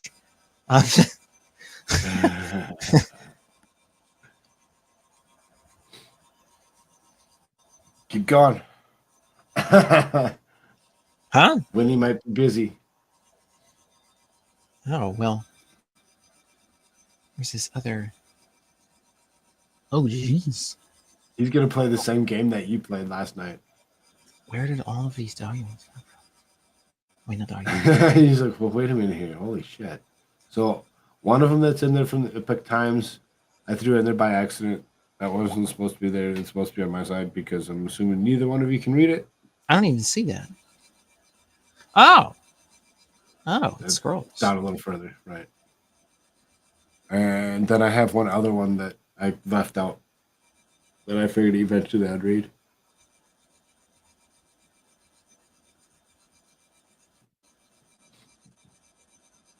Matt Gaetz. I don't know if we need to necessarily read this, but Matt Gaetz is pushing to abolish the ATF. Yes, let's do that. I need to make a shirt with that. Now that it's an official movement there. As far as that goes, while he was actually looking for something to actually read. Oh, this looks fun. Everybody that is here, please make sure you hit the like button if you haven't already. Share it out.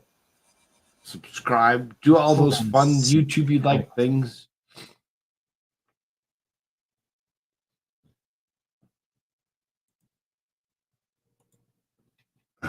Yo, what's up? Hey, have you covered the PD ring here in Georgia yet? These two guys. Have you heard about this? Have you heard about this? Tapes. Oh, these guys. Whenever you're ready, I will gladly tear these guys apart.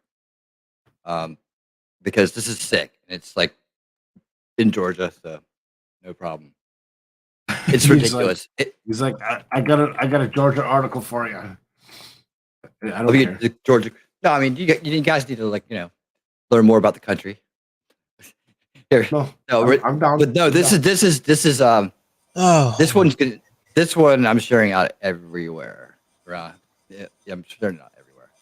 Let's see this. Dude, yeah, guys, I find articles like this and I send to my ex, make sure that she sees them because you wouldn't have a clue and would walk right into stuff like this. So I make sure. Why are you sending me this? I was like, because we have a kid. You need to know this stuff in the neighborhood. But take a look at it if it's okay. Here, I'll put the. Sir, do you have control to move things? You know that, right? Oh well, not on this device. It's not. Oh. I don't have it logged. Like I have it different. Like I mean, there's He's like, I got multiple devices. It's programmed for Chatterbait. Huh? I don't know. Anyway, speaking of, I guess something along those lines. Swalwell cries, "Poor me!" Blames McCarthy for death threats after being removed. Excuse me, after being removed from his committee. Oh God, there's fart in the elevator swell as well. Well, too many burritos. Representative Eric Swalwell, D from Caliph. They abbreviated in Caliph. like caliph, like the like in the Islamic world, like the leader of the Islamic caliphate is the caliph, the caliphate. Anyway, weird. These dumbasses. So Swall as well as blaming House Speaker Kevin McCarthy, who's also a caliph, I guess. He's a Republican caliph. For being threatened. I don't know why I find this so funny. For being threatened by his people who, quote, parrot the Republican. During an interview with MSNBC, oh my God, MSNBC, Swall as well claimed that McCarthy was removing him from his committee assignment because of political vengeance. Quote, Kevin McCarthy, he seems to want the heat, to heat the leftovers of a story that goes back to Barack Obama's first term. What the hell? Swall as well said, adding, quote, the FBI has said 3 different times that a rare form, they never talk about investigations. That all I did was help them, never suspected of wrongdoing. Boy, this guy talks as smart as he looks, as smart as he sounds. He sounds as smart as he looks, which is pretty stupid. That's what I'm trying to say. The Democrat, really Democrat, I was referring to an alleged affair. Alleged, really alleged. I mean, it's YouTube, so alleged. I mean, obviously they're putting this in here. Alleged, quote unquote. I mean, come on, people, we know. Alleged affair, quote unquote, that he had with suspected,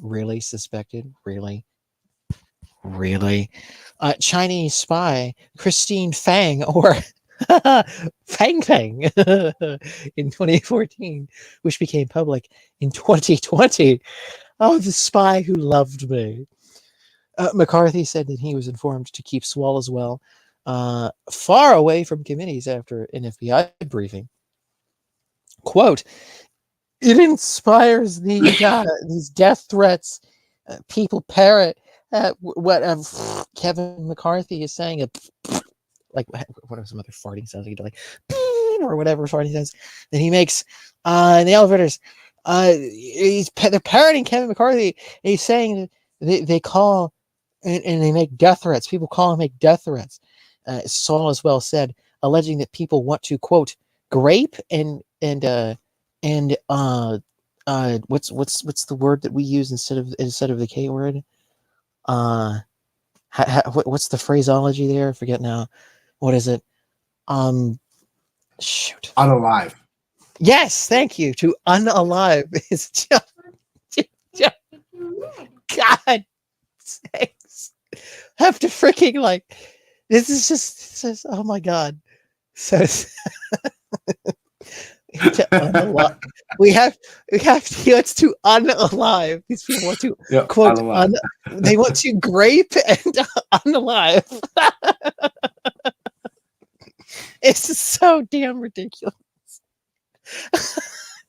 Anyway.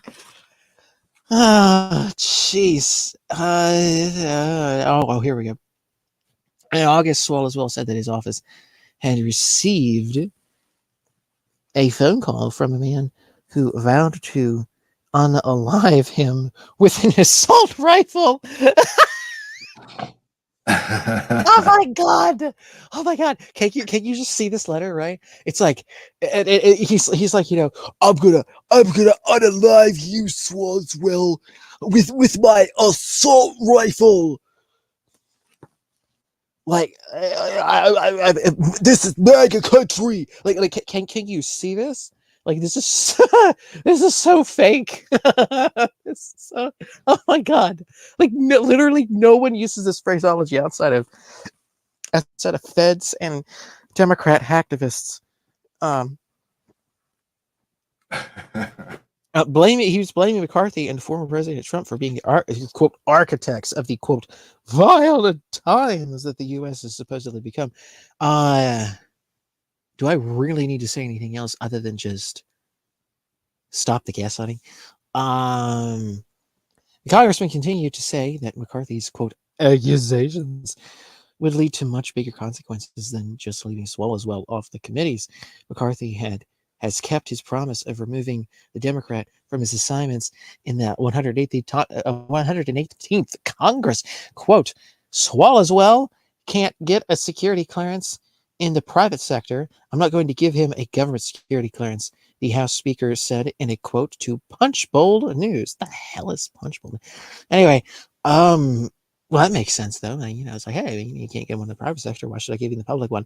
Because Swalwell demands it. McCarthy lays it all out there with Dave Rubin.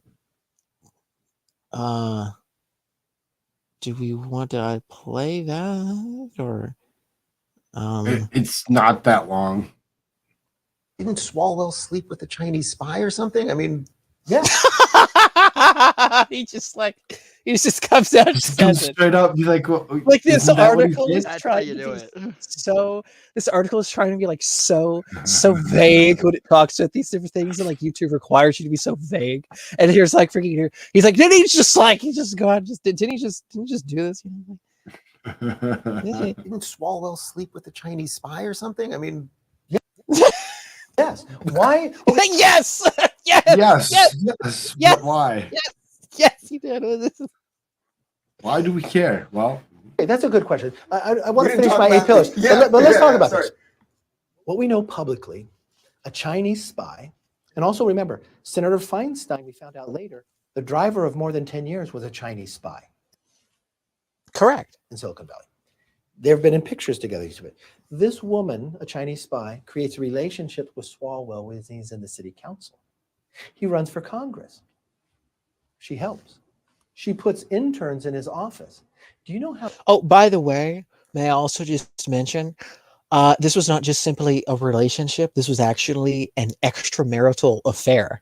On top of this, it just gets worse as you keep looking into this. Like he's such a sleazy scumbag. It is just amazing, or a bag of his own hot farts, I guess you could say as well. That he's full of. But how difficult anyway. it is to get on the Intel committee? When Swalwell was put on the Intel committee, they were in the minority, so they had fewer seats. He was a sophomore getting put on the Intel committee. He's kept on the Intel committee. This woman. They were warning them that there was a spy, basically, right? yeah. I wonder how they knew she was a spy, right? She wasn't just spy, and then you had a mayor and other parts. Think about how big your spy mechanism must be if you have enough money to have a spy that cares about you when you're in the city council, or talks about you getting Right. to There's Congress. some real planning They put a involved long here. term Manchurian candidate. Remember, Swalwell ran for president.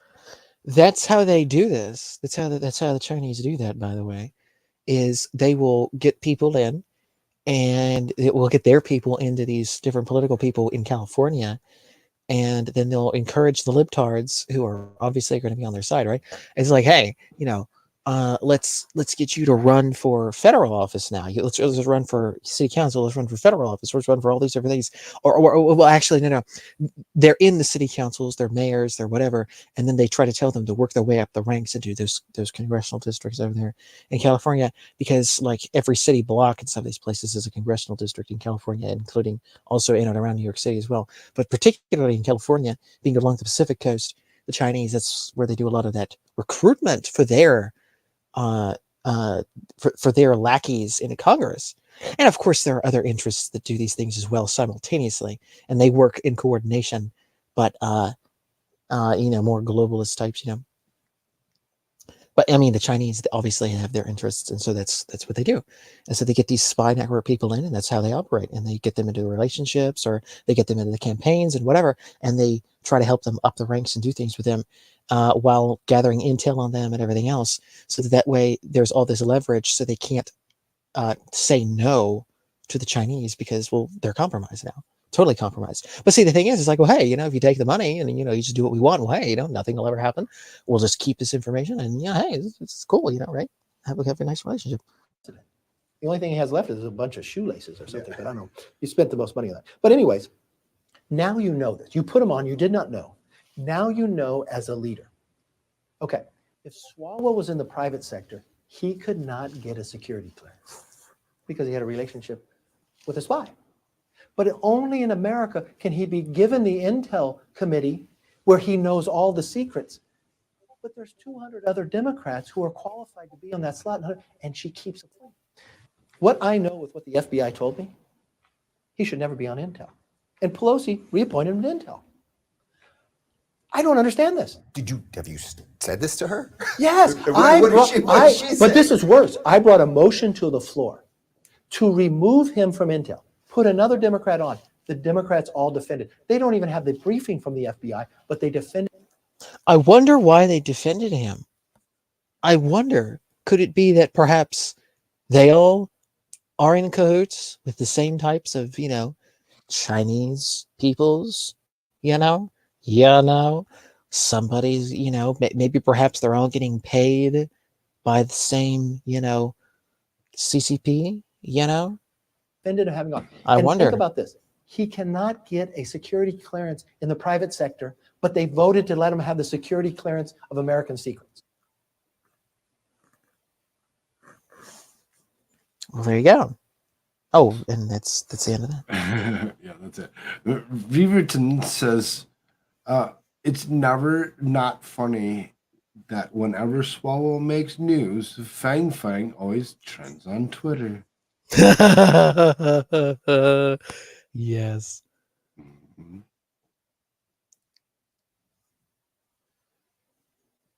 So, Winning, before you hit that, because is that this part one? I don't know.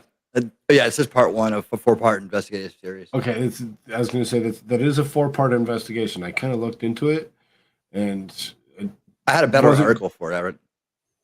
What's that? I said I had a better article for it the other day. I was actually going to send this to you. I put it on V's Oh page. no, I've looked at this. I've seen this, and this is the Rumble exclusive that Ricane has been doing.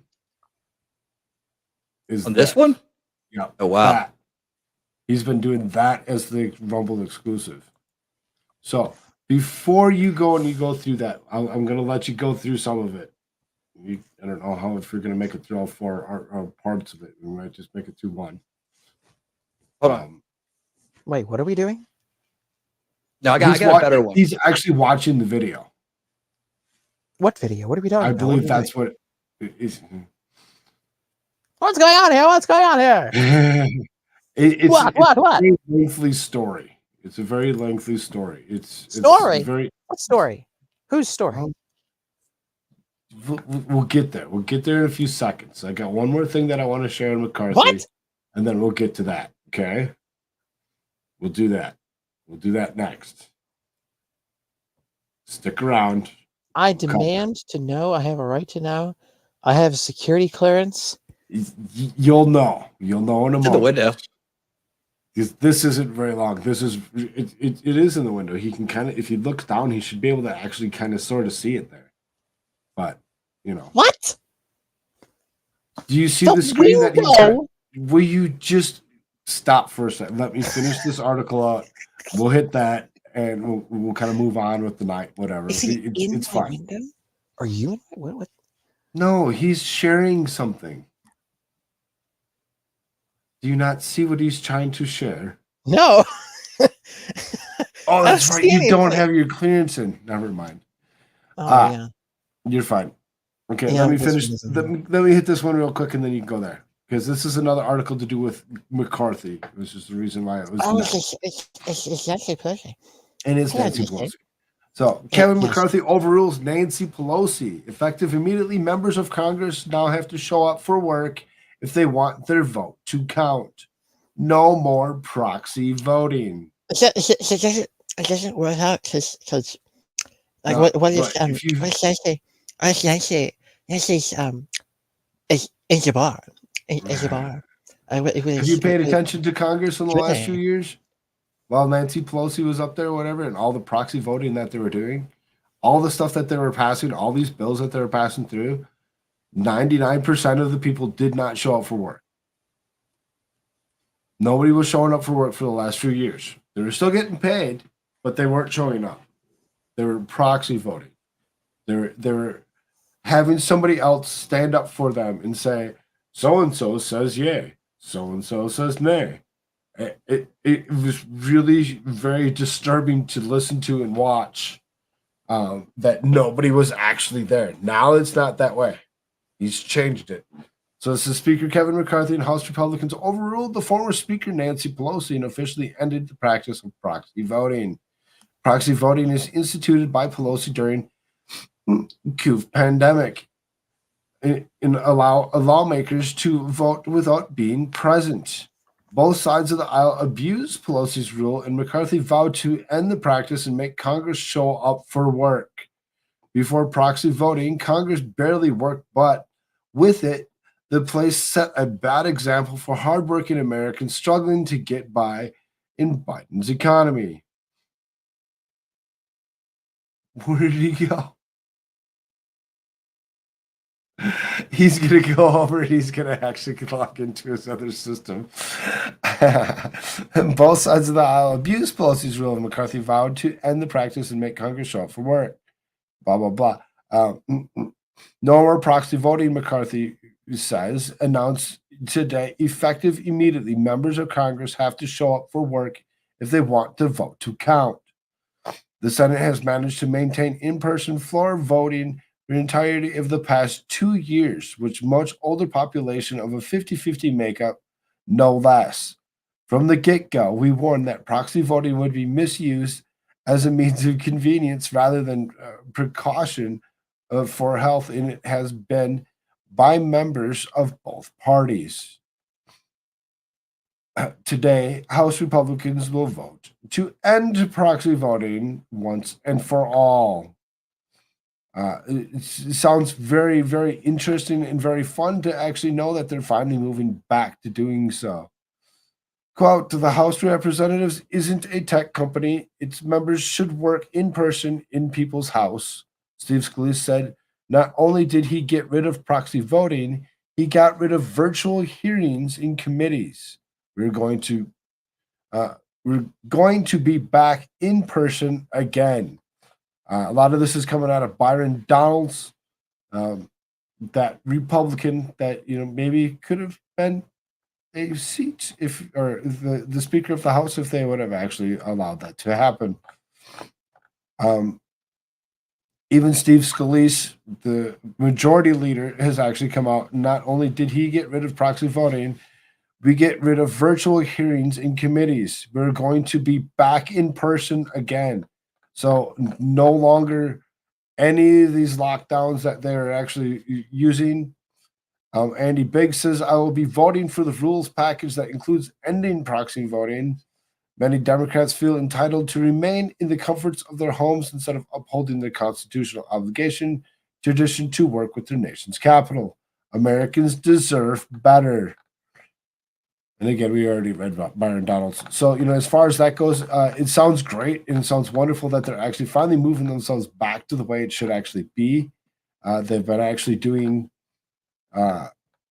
this proxy voting and for the last few years since Pelosi's been in place. And it's kind of nice to actually hear that they're actually willing to actually go to work to get their job done. And America Shirt says, yeah, oh my God, I can't believe that they've been doing that. I haven't been paying attention at all. Oh, just kidding. So,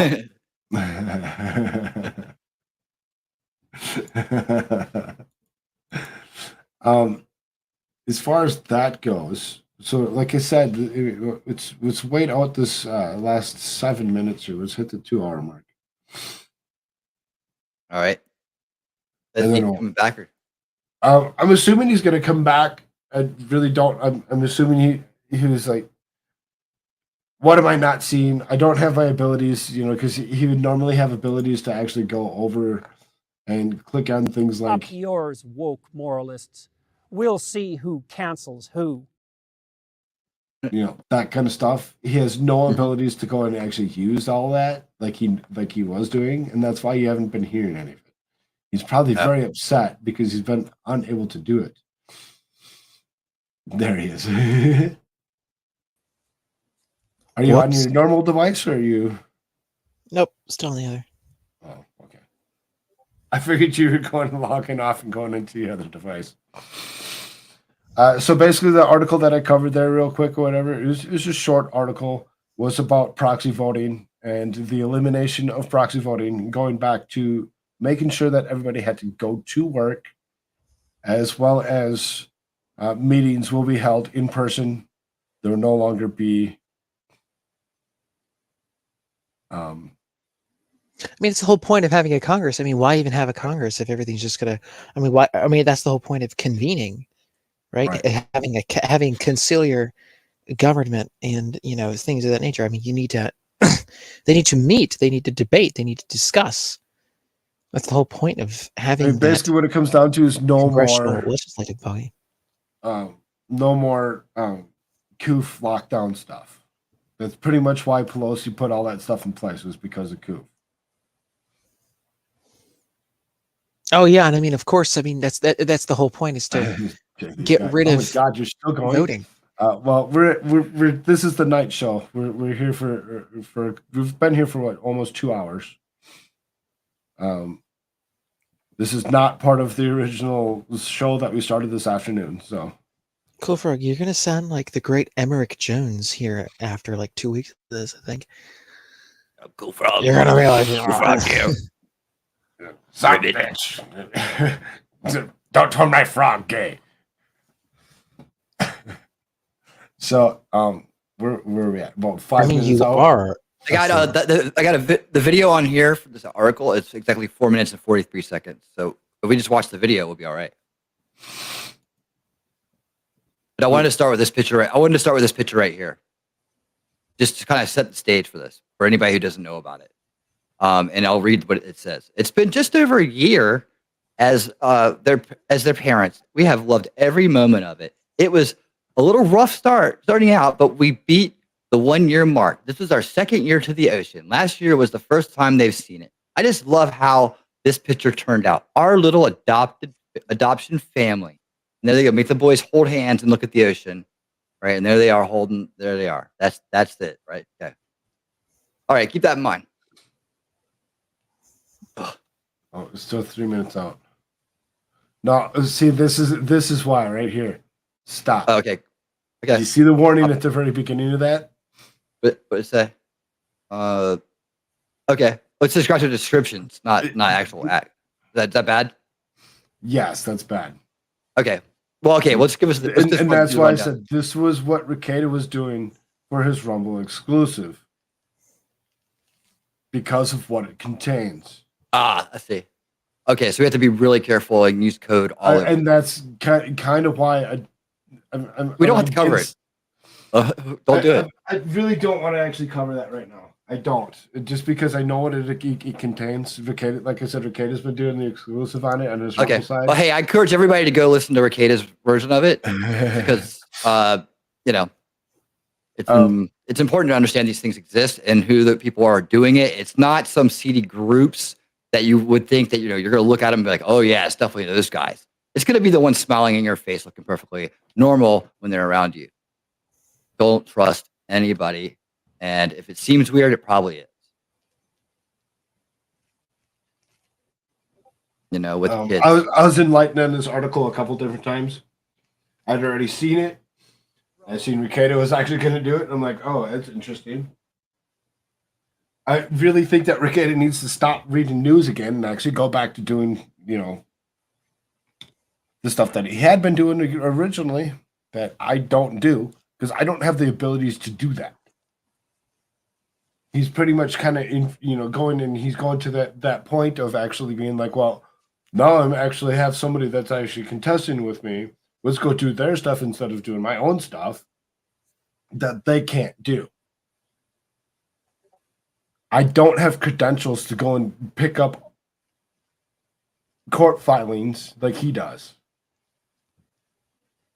It's kind of disturbing. It's kind of disturbing when it comes down to it, because it's like, oh, wait a minute here. What are you covering, dude? So a lot of his people were like, he's no longer Nick Ricada. He's now doing different things. Now, I don't have a problem with Nick Ricada. I really don't. I like Nick Ricada. But He seems to have actually kind of fallen off of his realm, and he's diving into news as opposed to doing the stuff that he was originally doing that nobody else can. Just saying.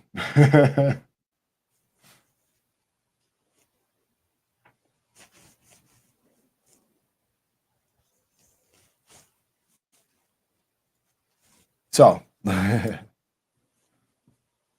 there's several articles in the private chat that you can actually cover. All right. Both of you?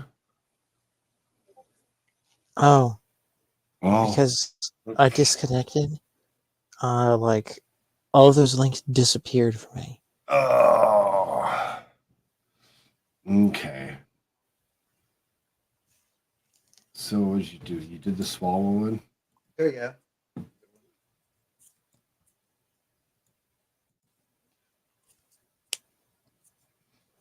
Wait, what's happening?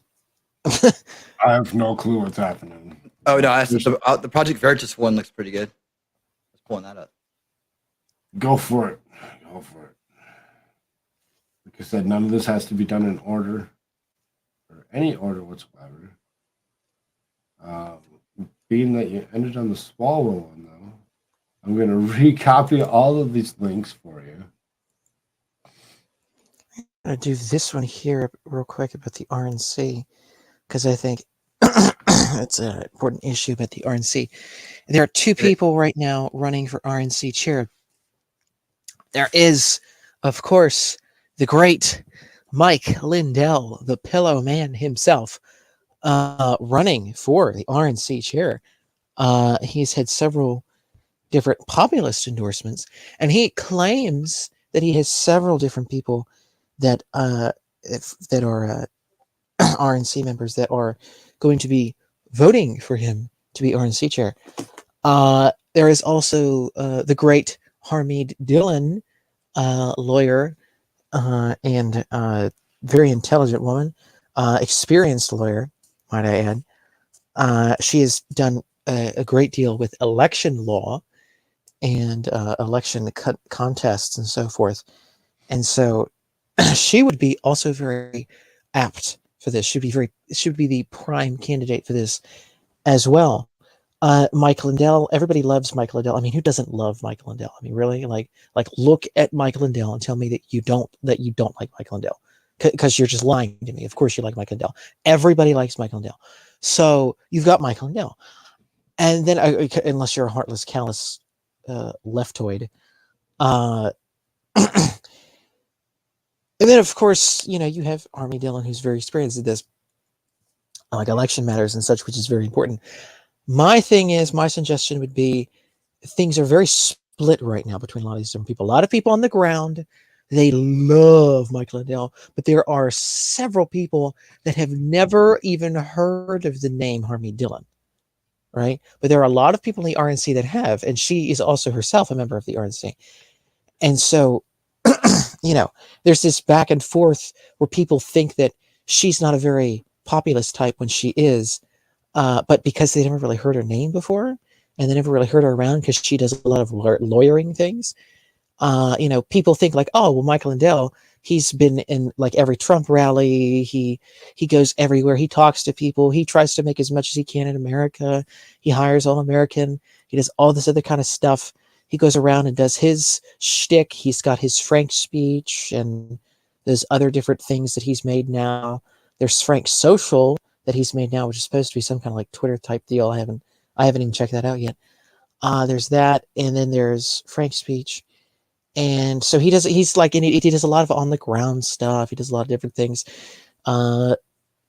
things that we cannot mention on YouTube, because they're so controversial. But a lot of people believe a lot of what he's talking about and saying as it regards to those things pertaining to elections. And so in order to be able to win elections most effectively, a lot of people on the ground, they think, hey, Mike Lindell's the guy to do it. While a lot of other people who are a little bit more higher up than them, who aren't bad, but are just a little bit more on the know and stuff. They're like, well, no, Harmy Dillon. And I'm like, why don't you just put the two together on a coat ticket, and one of them can be like chair and co-chair or something like that, and just go for it. Like, why don't you just put them both up there? Like, I like them both. Everybody likes them both. Anybody that ever hears of Harmy Dillon and understands what she's done, they're like, oh, well, she sounds pretty cool. But like most people, a lot of people just haven't heard of her before. But everybody knows the Pillow Guy. And so it's like, just put them together. And so here we have the RNC. It's like, this article says the RNC needs to keep Liz Cheney and her media allies from hijacking the presidential debates. If we get the right RNC chair, this isn't going to be an issue because Liz Cheney won't be allowed in the RNC. It's just like that'll just be the way it is. Like if we get things done right. But freaking Ronna McDaniel is the current RNC chair. She's losing her mind. Not only has she lost a lot of weight, surprisingly, but she has de-ballooned. She's de-inflated. Like Whoopi Goldberg keeps inflating by the millisecond. The current RNC chair. Because I'm full of pancakes, sir. Yes. The current RNC chair is currently deflating. So there's like two different ends of the spectrum here. Well, of course, I call her Ronna McDaniel. She should be called Ronna McRomney because she is, of course, Are you Mitt going to read the Romney's news niece. article? Yes, we'll get to this. But the point is that she is going crazy right now against everybody because they're saying that they don't want her around. So she's losing her mind and she's attacking everybody. I mean, she's like freaking Stalin. And so I'm still giving background here, background. So she's going crazy. There's the election back and forth stuff. And so here we have people talking about, Liz Cheney. You've got, what if this other person comes in? People trying to hijack things, right? And so we are hoping that things go well with the RNC. And so something of this scenario that this article is talking about will not occur. But this is what that's why I initially thought the article was pretty lame because it was like, oh, this should be cool. And then I read through it or whatever. And I'm like, well, it's saying it's not going to happen. It's pretty much Hey, at least it wasn't an ad for Whoopi's new book.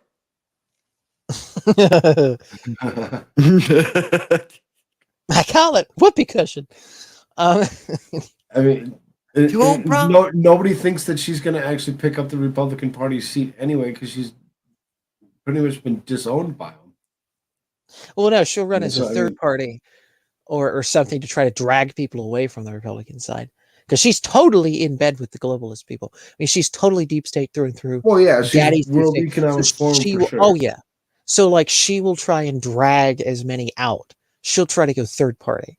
She won't go Democrat, but she'll try to go third party. They'll play the game like they did in Utah. And I think I talked about this before, where, like the senator race in Utah, it was between the CIA lackey who ran as a third party and the Republican. And so I think they're going to try to take that model to the Republican GOP primary time and fracture as many votes as they possibly can. Kind of like they do, some people speculate they do with the libertarians in certain areas of the country and try to fracture during primary years and during especially general elections, I should say. And, try to fracture things apart. Of course, if she runs in this sort of independent or third party, she could go into the general as well, and then that would fracture potentially. Not to say that anybody really appreciates or likes Miss Piggy or would like a Miss Piggy in the White House, because we already had Miss Piggy's daddy who's the next as the best vice option president. The next best option for them to throw in is to try to Mitt Romney dissuade. Oh God. Exactly. That's why I hated the article. Is that what they say in here? Is they suggest Mitt Romney after her? Read the article. You're giving so much in depth and you're like missing parts of it. And so I'm like, no. Let's go then.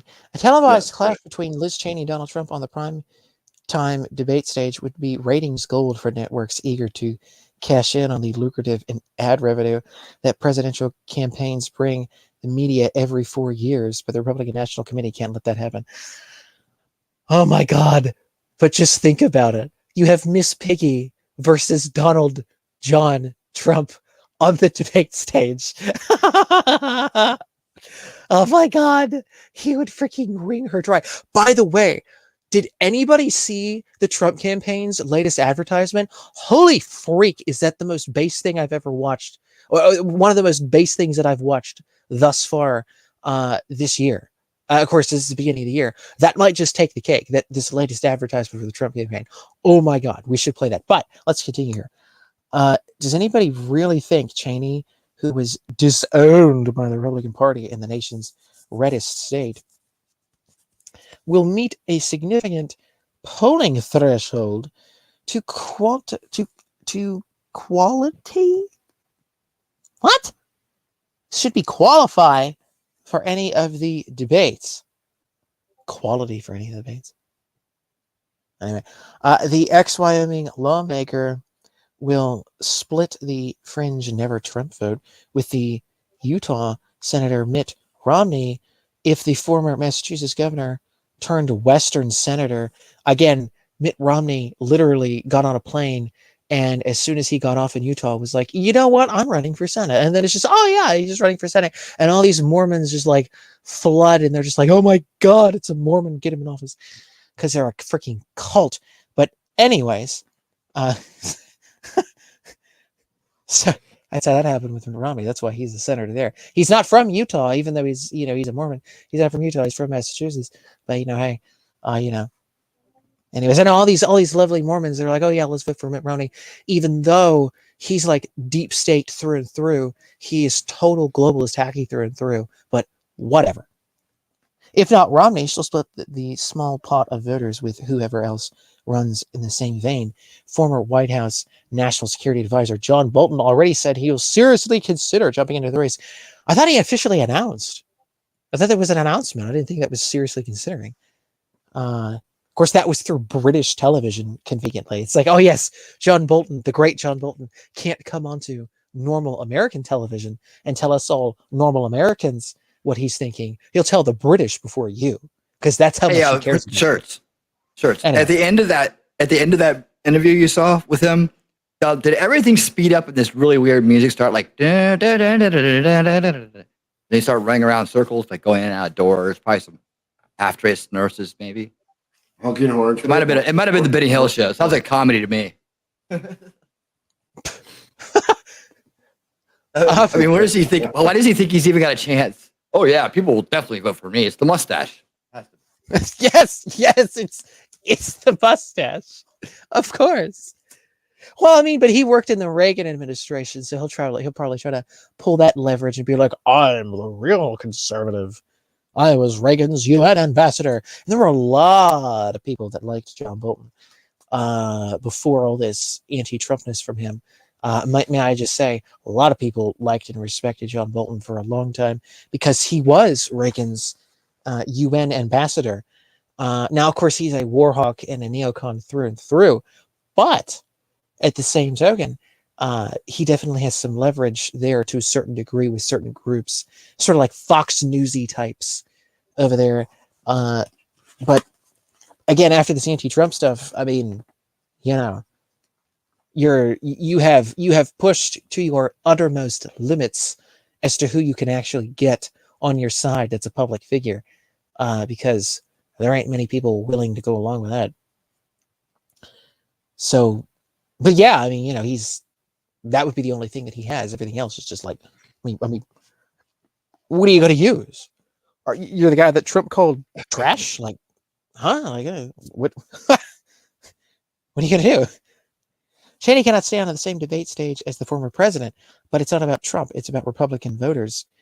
Few actions could be more offensive to the party base than to allow legacy networks to manipulate the polls in the way that gives Cheney, the leader of the congressional January 6th witch hunt, who depended on Democrats in her Wyoming primary last summer, an opportunity to turn the presidential debate stage into more of a circus as the donkey in the spotlight.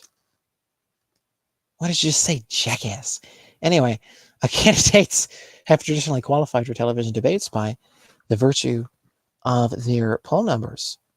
There are all sorts of ways networks can jack up a candidate's poll numbers, from their lineup on the questionnaire to the phrasing of survey questions. While Cheney hasn't announced any sort of presidential campaign quite yet, I mean, she just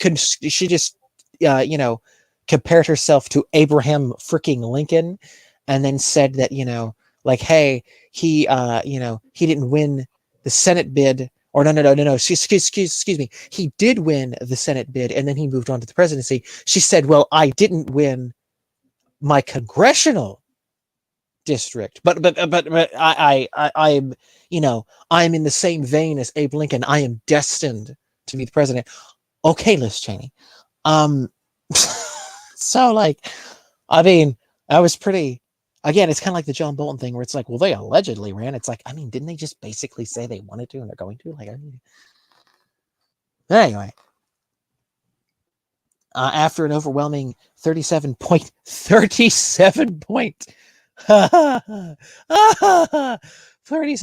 defeat in Wyoming's congressional primary, which would have been a far wider had Democrats not crossed party lines to back the incumbent, Cheney launched a political action committee. And again, like, I guess the Democrats are like, you know how people sometimes have like register their dead cat is registered as a Democrat. It's like, well, out there, it's like your dead cow is a registered Democrat because it's Wyoming, because there's more cows than people. So anyway, so like, maybe if they can get the cows to vote Democrat, then they'll win. The cows are not in Wyoming. The cows are in Montana.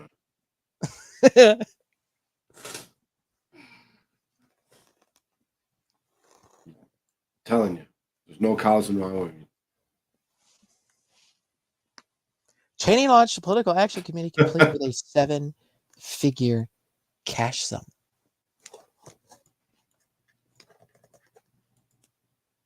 Have you been to Wyoming recently? There may be some pigs.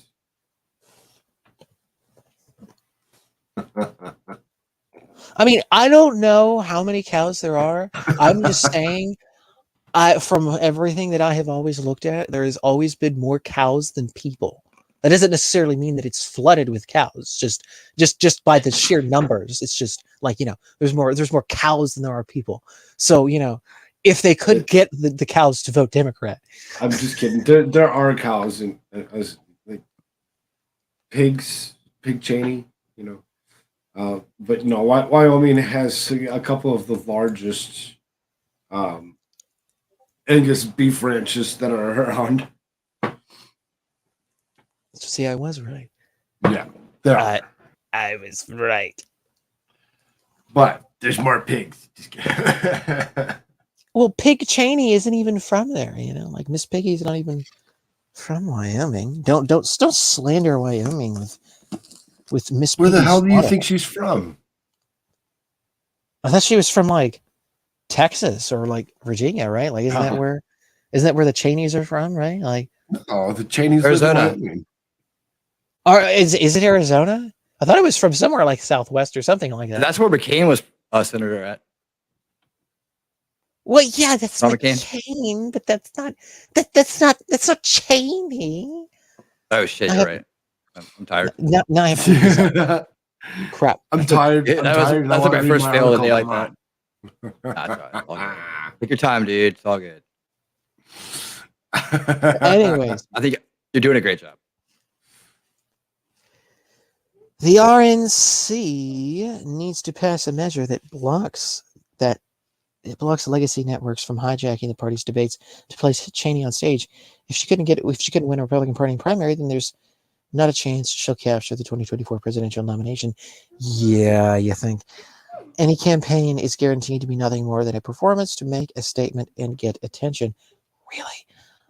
Not a serious White House effort. Any debate that places Cheney on stage is a move by networks to screw with the Republican Party while milking the ad revenue. The Republican Party primary debate for 2024 election is just months away. While no exact date has been set, the first televised matchup of the 2016 GOP contest was August 6th of 2015, more than a year before the general election. The RNC needs a rule change to keep Cheney off the platform. Yeah, you just said that. She would be nothing but a distraction from the issues. Yeah. Or ratings hungry. Yes. There's just everything else repeated again. Party should just own it too and call it the new qualification guidelines, the Cheney rule. I like that. The Cheney rule, where candidates who are recently tossed out of their own party by their own home state central committees are barred from the platform. Yeah, I mean, like if you can't even if the state where you're from won't allow you to be a part of the party in your state, why should you be allowed at a national level? That's just freaking stupid. Okay, this needs to be federalized. This doesn't need to be nationalized. So yeah, absolutely. If you can't get into the Republican Party where you live, then you're not in the Republican Party. The Republican Party should be representatives of the people and the states to get you up to the federal level. Lord. That's the way it should be. Well, to the presidential specifically. But anyways. I had to look up Pig Cheney real quick. It says that she was born in Madison, Wisconsin. Now, where's Daddy from, though? Well, that's next. Give me a moment. So she was born there, but like, where's the fam from? Like, because who knows? Maybe they were on an airplane over top of Wisconsin and just born there. Richard Bruce Cheney was born in Lincoln, Nebraska. Education's out of Yale, University of Wyoming, and Wisconsin-Madison with no degree. Interesting. But like, hasn't Dick Cheney like lived most of his life in like Virginia or something? I just always assumed that they were from Wyoming, I guess. Poor Wyoming, Koolfrogg's slandering them. Born in Lincoln, Nebraska, Cheney grew up there in Casper, Wyoming. He attended Yale University with a bachelor's degree, went back to the University of Wyoming, and then made himself around. He met his wife probably just before they had Pig Cheney, as he went to Madison, Wisconsin. So, yeah, there you go. Well, a little rough rundown. Wyoming. It's always been Wyoming. Casper, Wyoming. I'm telling you, these people that come from Wyoming that come over here into South Dakota or whatever, they're pissed. They're very pissed. They do not like the Cheneys. You blame them? No. Yeah, right. Horrible neighbors. You're up, winning. Oh, is it on? Yep. All right. Hey, Yes, before I sir. read this, I just like to do a quick review of the Karl Marx's 10 planks to seize power and destroy freedom. Number 1, abolition of property in land and application of all rents of land to public purpose. A heavy progressive or graduated income tax. Violation of all rights of inheritance. Confiscation of property of all immigrants and rebels. Is that immigrants? Weird. Okay, centralization of credit in the hands of the state by means of a national bank with state capital and an exclusive monopoly. Centralization of the means of communication and transportation in the hands of the state. Extension of factories and instruments of production owned by the state. The bringing into cultivation of wastelands and the improvement of the soil generally in accordance with a common plan. Equal liability of all to labor, establishment of industrial armies, especially for agriculture, combinations of agriculture and manufacturing industries, gradual abolition of the distinction between town and country by a more equitable distribution of the population over the country, free education for all children in public schools, abolition of children's factory labor in its present form, combination of education with industrial production. So these are from a very industrial age kind of listing. I think that this would probably needs to be expanded and updated, but that's the origins of it. And I bring this up because Project Veritas exposes nonprofit that hides critical race theory in school curriculum. The conflict over critical race theory in schools boils down to two basic responses from the political left. They claim there's no such thing as CRT in the way that conservatives see it, and that the accusation is being used to indoctrinate children in its right-wing conspiracy theory. Or, when they get caught, they claim CRT is nothing more than an accurate portrayal of American history, inclusive to minorities that have been suppressed because of bigotry. Oh, by the way, years, can I just yes. mention, you were Sure. reading off that what you just read previously from the previous slide there. That's from the Communist Manifesto, Karl Marx, correct? Right? Yeah, correct. And in case everybody doesn't remember what I've talked about with that particularly, with Karl Marx and the Communist Manifesto, the co-author of that was Engels. Engels was a big banker guy, very wealthy individual. So, that's who is heading this up. Every communist revolution has been funded by all of the big globalist heads. So, well, yeah, I mean, from the time, but like every Marxist revolution has always been funded by the big banks, Wall Street, London, all the rest of that. They're the ones that did that. Even like the royal family, like of course, they're the ones that are, have the Federal Reserve and, Sachs, Coburg, all the rest of that. They're the ones that fund all these revolutions. They're the ones that do all of this. So the idea that like, oh, well, we're going to make everything better. The commies are going to make everything better. It's like, well, no, this is totally counterintuitive because you're giving them more power because then they go in and grape the whole place. And then they get to not only get their people to rule over it, but then they steal all the money. They steal all of the, the resources and such. They get it all. And you're left with nothing because, ooh, communism, centralization. So, but again, this is also their way in which to play. Well, right. And so when you're talking about CRT, right? Like that's where this comes from. This isn't just some crazy wackadoodle in the back corner someplace. Like this is a full-throated effort by all of these big people to do this. So just some, because you're reading it off and I'm like, I just can't help myself but be like, oh yeah, Engels was this guy too. Like, I mean, Engels was the mastermind of it. Karl Marx was nothing but a writer. He was there to add color to it and make it interesting and make it dramatic and add the writer writing to it. Yeah, absolutely. He's no political genius, but his statue's up. Right. But Engels is never anywhere. Nobody ever knows who he is, right? Like power, man. Right, exactly. Yeah, and then, hey, Hitler was funded by the big banks too. I mean, that's the way it worked. Yep. Mm-hmm. All of the socialist. He didn't spring up and do that all by himself. Yep. He didn't build that by himself. Someone had to help him. That's what happened.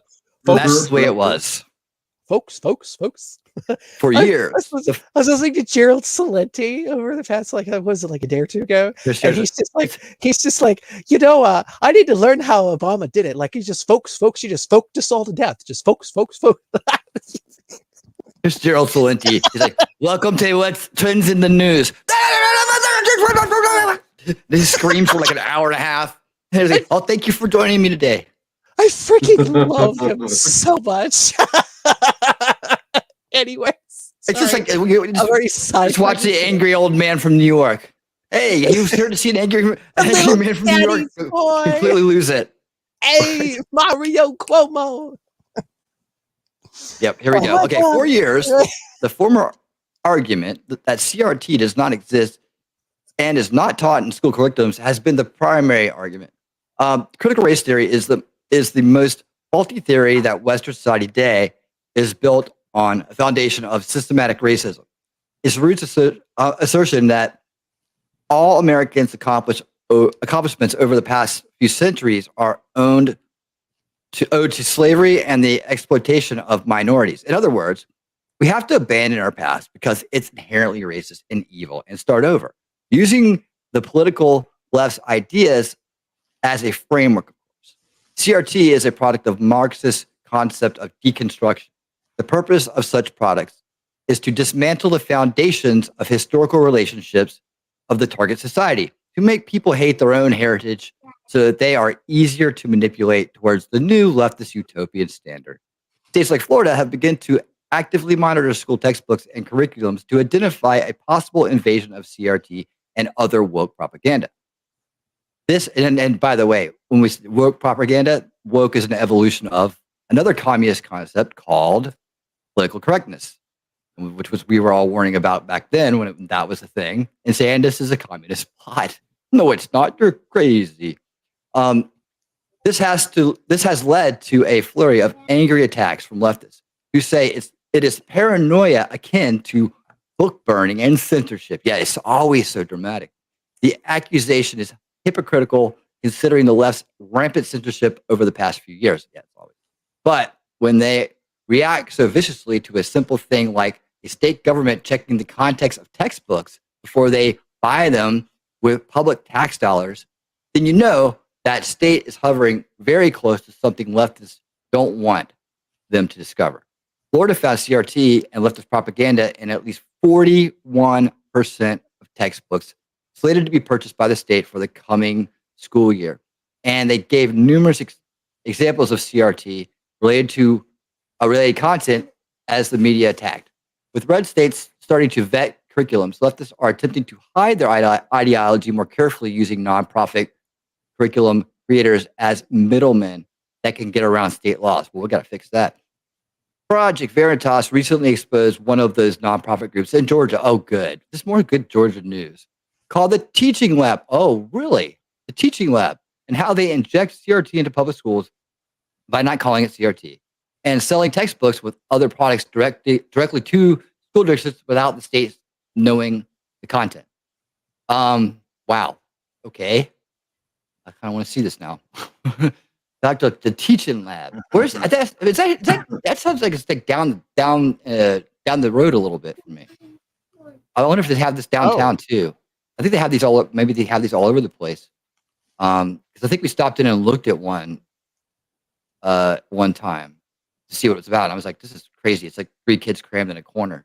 I think, That's scary. yeah, we're not going here for anything. An important detail to note is that Teaching Lab employee Quentin Bostic admits that their products are indeed CRT. He also admits the group is funded by very rich establishment leftists, including Mackenzie Scott, now ex-wife of Amazon mogul Jeff Bezos. Oh, well, what do you know? There you go. It's the big capitalist people, quote unquote, capitalist people that are funding all of this. Gee, wow! Like, be careful with doesn't those that Project Veritas sound videos.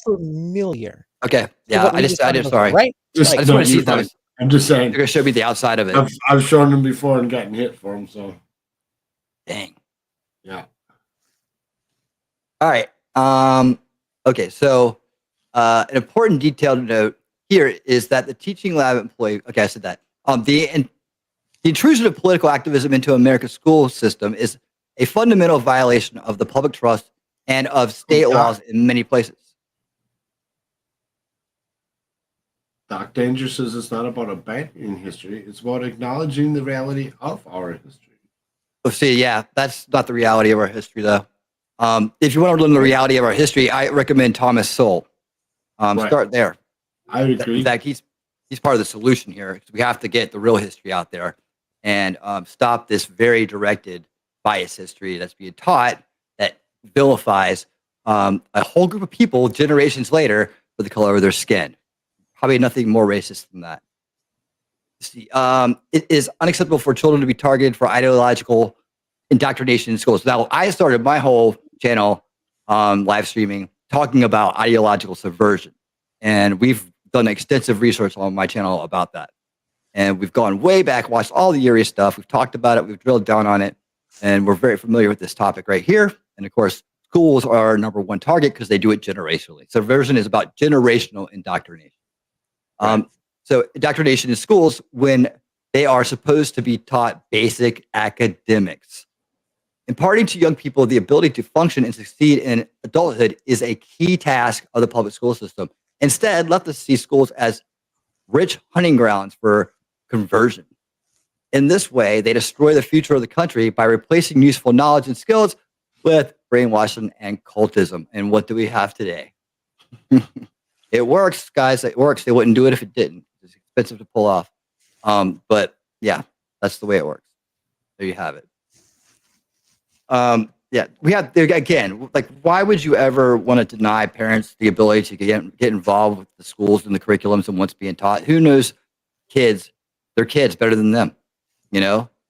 And why would you ever think that it was okay to infringe upon and negate parental rights? These are inalienable rights, blessed and given to us by becoming parents, and that's the end of it.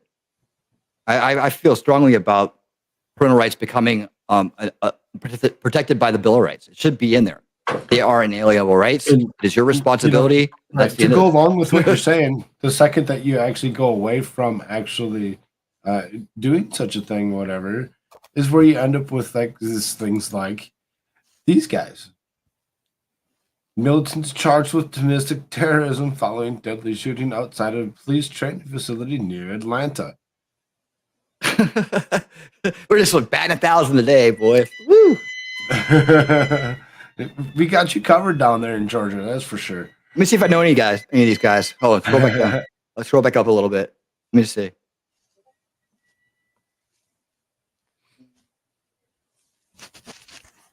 Are they? I don't know. Do they identify as guys? I wonder. No, I'm just kidding. I mean, a couple of them look like they're not, right? 3, 4 of them, but majority of them, I guess. I kind of maybe. They're probably all down at like Georgia State or something. Not quite sure on that one. But they're probably all it's. These ones look like females up here. Just these two that are dudes. Yeah. So non-persons, binaries, non-binaries. Who knows what they actually are, right? Yeah, what is yeah. That's the popular thing now, I suppose.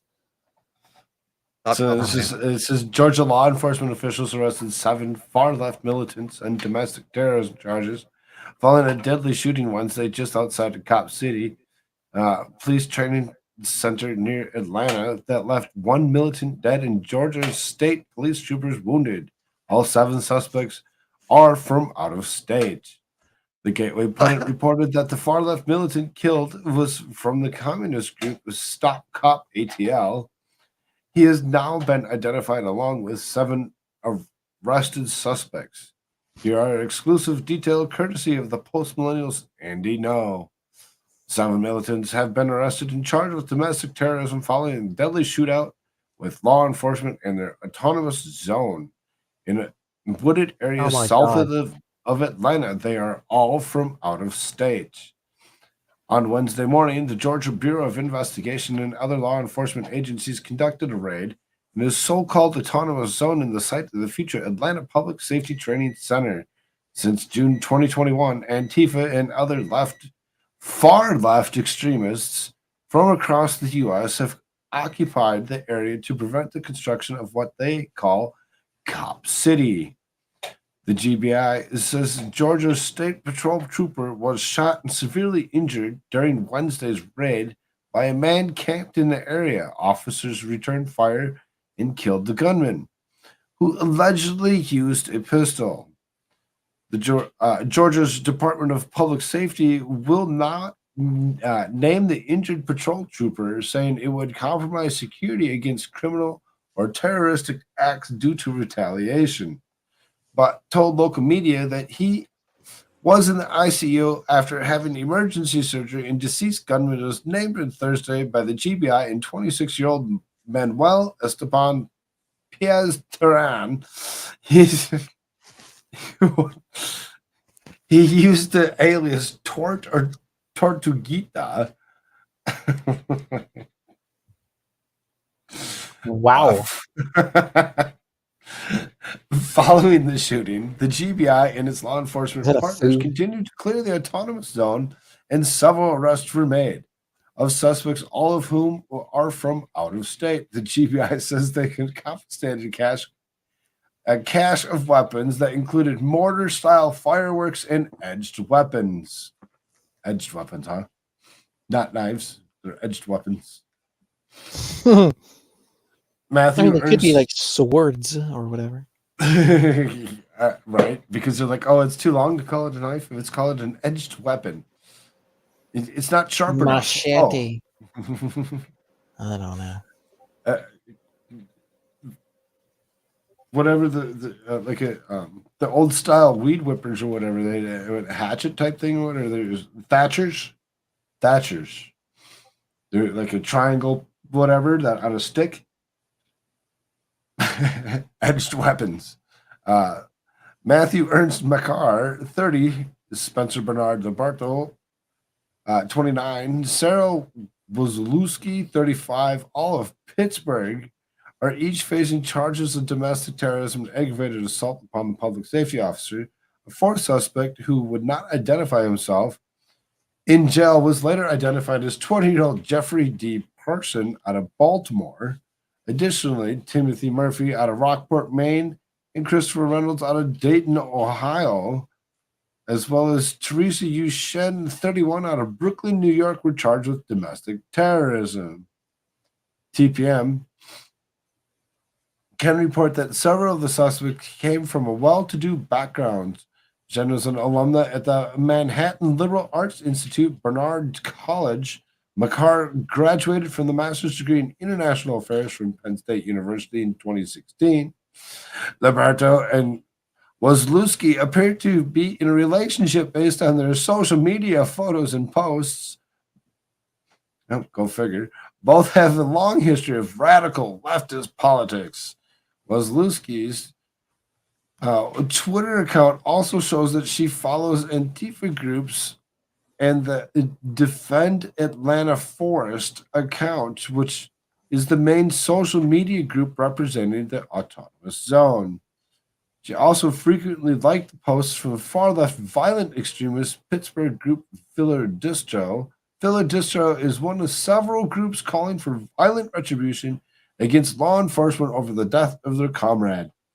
The spokesperson for the GBI told TPM, "We are aware of these threats you mentioned and are monitoring them along with our local, state, and federal partners."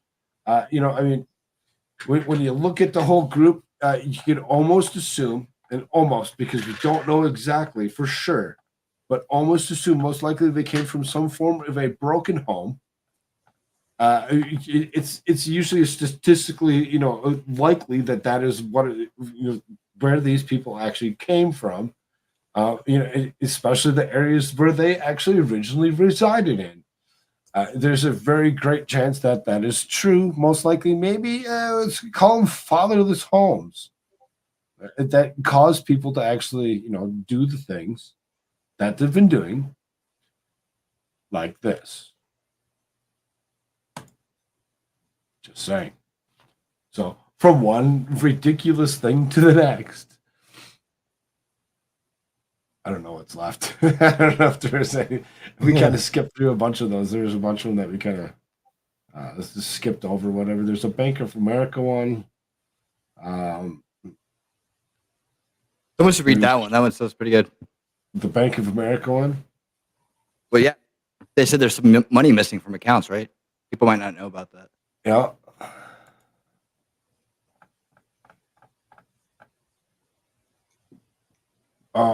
Shirts might not see that one. Shirts, you want to do that one? Yeah, here. I forgot that your stuff reset on you.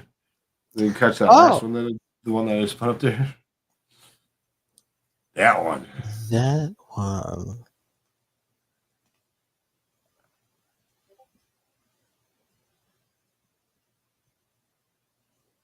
Let's do exactly, Crystal. Homeschool your children. Pay attention to your children. Live with your children. Guys, stay home. It's okay. It's okay to actually have a relationship with your children.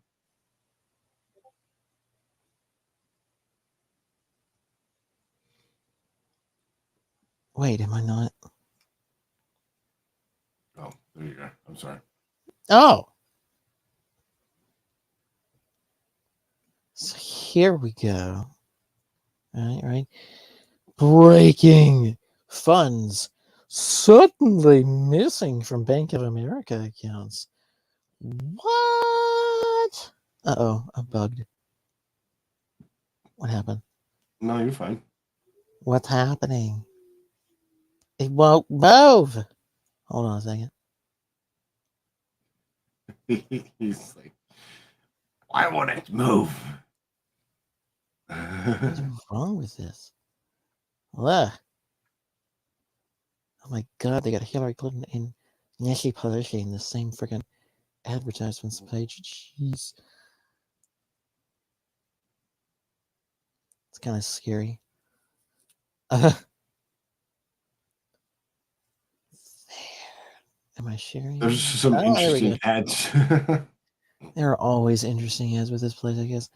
Right. On Thursday, posts on social media showed video footage of Bank of America customers standing in line at the bank, frantic to get information about their bank accounts that had been reduced by large sums of money with no explanation of what's happening to them. The footage prompted fears that the United States is entering a time of financial crisis. You don't say.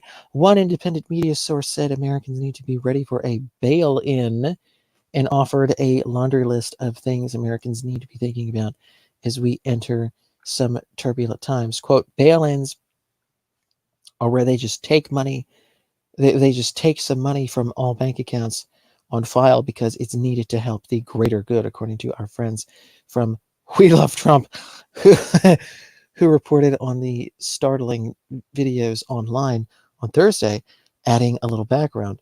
Bail-ins happened 10 years ago, according to Investopedia. A bail-in is when a bank takes money from its customers to help keep the bank from going bankrupt. This is so basically it's like an insurance policy for the bank. So like you're paying into the bank so the bank can keep itself funded and take your money. Okay. That's a nice one-way street there. This is different from a bailout, which is when the government gives money to a bank to stay open, aka your money too. So it's like, hey, it's your money either way, folks, 2013, the country of Cyprus had a big problem. Its banks were in danger of going bankrupt because they had lost money. The government of Cyprus and the European Union decided to bail in. This meant that the customers of the banks of Cyprus had to give up some of their money to help keep the banks open. Well, I don't know if they gave it up or they were, it was stolen from them. People had money in the bank. They had to get some of it up. This made some people very upset, you don't say. The EU and Cyprus government decided that people with less than 100,000 euros in their bank accounts would not lose any money, but people with more than 100,000 euros in their bank accounts would lose some of it. Well, the financial crisis that is coming our direction, I don't think they're going to be that discretionary with their with their taking of funds this time around in America, especially. At first, people were told that they would lose 6.75% of the money that they had in the bank, but then it was changed to 9.9%. That meant that if someone had 100,000 euros in the bank account, they would lose 9,900 euros. This caused a lot of problems for people in Cyprus. Some people were not able to pay their bills because they had lost so much money. Some small businesses were not able to stay open because they did not have enough money. Yeah, because it takes money to run a small business. Did you know that? Did you know that? I know everybody wants to make it seem like there's only mega corporations that run the whole damn planet, but there are these things like small businesses, like it's kind of, it's a novel idea, I know, but they do exist. sometimes. Let's see. The EU and Cyprus government said that they did the bail-in to help keep the banks open and make sure that there would be there would not be a big financial crisis in Cyprus. But some people did not agree with this. They thought that the government should have found a different way to help the banks without taking money from the people. You don't say. In conclusion, a bail-in is when the banks takes money from its customers to help keep the bank from going bankrupt. And that's just repeating itself. According to social media reports that WLT found, I don't know what that means. We are experiencing something similar right now, and we're headed for trouble, as seen in this shocking video of a man who shows a crowd of people who are missing money from their accounts. So, let's see. So I'm a Bank of America, and everybody's missing money. I'm also missing money over $1,300, and they're telling me to call customer service, and they keep hanging up on people. There's another person here who's also missing money. So we're trying to see what's going on. Money's missing today, and we need our money. And they're already telling us to call customer service, and customer service ain't doing nothing about it. So just to see, the difference between this and what happened in Cyprus is they told the people what they were going to do. They're not going to tell you when they take it this time around. In America. Oh, no. Because when they do, and they do it big time at a massive scale, they're not going to tell you that. They're just going to do it and then watch everything spin like crazy. Because that's what they love to do. That's what these people love to do. Just take all your money and then make you spin out of control and wreck everything. And they just keep getting more and more. the heads up. If anybody's experiencing this, please let us know. This is not right. I'm missing $1,400 from my account, and they're telling me that there's no way they can help us. This guy's missing money too. This other person is missing money too. And you missing money too? There you go. So this is not something that's just one person. This is everybody's happening. And this is crazy. This is very crazy. Yes, Bank of America take people's money without their consent. And we're asking. Reminds me of watching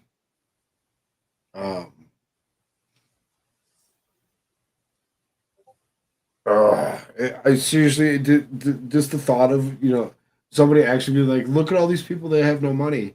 Do you think the bank actually holds all of your money like that? Like it's just readily available. Everybody, can come in and withdraw all their money at any point in time. It's not how it works. No. It's not how it works. No. Of course not. So that's why you all need to get your money. Reminds me of It's a Wonderful Life. There's a right, scene, exactly. Right. So I mean, you don't because it says you have money in a savings account doesn't mean you get to go and withdraw it immediately and be like, oh, that's mine. It's missing. They're telling me that I need to hit customer service. Well, you're damn right. It's still going to be on your account. It's just that you're not going to be able to maybe access some of it immediately. You got to allow them to actually do the banking stuff. So, I mean, so my suggestion would be, unless it's a more small town or more local bank, remove your money from any big banks, and don't do it all at once, because as we've just said, right, like they're not going to have it all at once, but do it incrementally and invest it in anything else useful, for food, for water, food storage, storable foods, gold, silver, whatever. Get into assets and slowly take your money out of big banks. Obviously, you're going to need some money inside of potentially a local bank account, but don't enough with the mega banks, enough with these giant big banks with Bank of America and all the rest of this crap. I'm kind of confused on this right here. It's just what up with all the adverts? Are you getting a lot of advertisements or something for the show, or what's going on? Let me know. Go ahead. I'm sorry. Yeah, I don't know. Other reports. And here's some more people. Some of Bank of America's customers have reported money missing from their accounts. At least one person said that their checking account was wiped clean. Holy freak. Here's what BOA had said in response. Bank of America said in response. So many Bank of America customers are taking to social media right now. They're reporting that they woke up to money missing from their accounts. Well, B of A just posted this message to their app saying that it's because Zelle transactions made between January 14th and January 17th may be delayed or not posted altogether. They add that they're working on fixing this problem and that transactions will be posted as soon as possible and appear near account activity and balance. They apologize for the inconvenience, but all you have to do is search Bank of America on your social media feed and see that that is not enough for those people that are reporting, in some cases, negative bank accounts this morning. Yeah. I don't think that was all from Zelle transactions. If he doesn't know what Zelle is, pretty sure that Zelle is like a That's a wire transfer type thing. Yeah. Yeah, that's not. I have Zelle.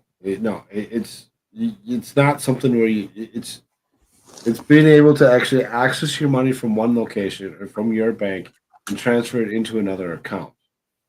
And it's not like an easy thing to do. You have to actually have the other account tied to and available for you to actually push to. You can't just. It's not a simple handshake of money transfer. It's like a harder, more difficult version of like Western Union. Remember what Western Union is? I don't Okay, know. so Wire service.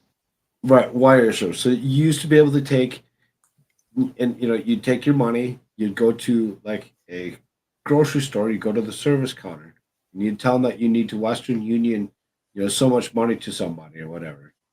You'd give them the cash plus a fee. They would actually take the cash, put it in whatever they wire it to somewhere else. That other place would be able to take the cash out of there, whatever, and give it back to the other person. It'd take a day or three to actually make it to wherever it needed to go. It wasn't like an instant transaction. And that's the same with Zelle. It's not an instant transaction. You still take a day or two for it to actually, move itself. So if it was the case that it was Zelle that was the issue, it's not going to be immediate anyway. Anybody that has used it would know that.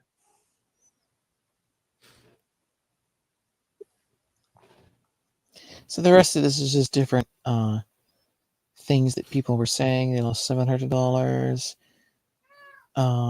Let me see. There is what else is here? Down detector, a website that monitors statutes. What is it?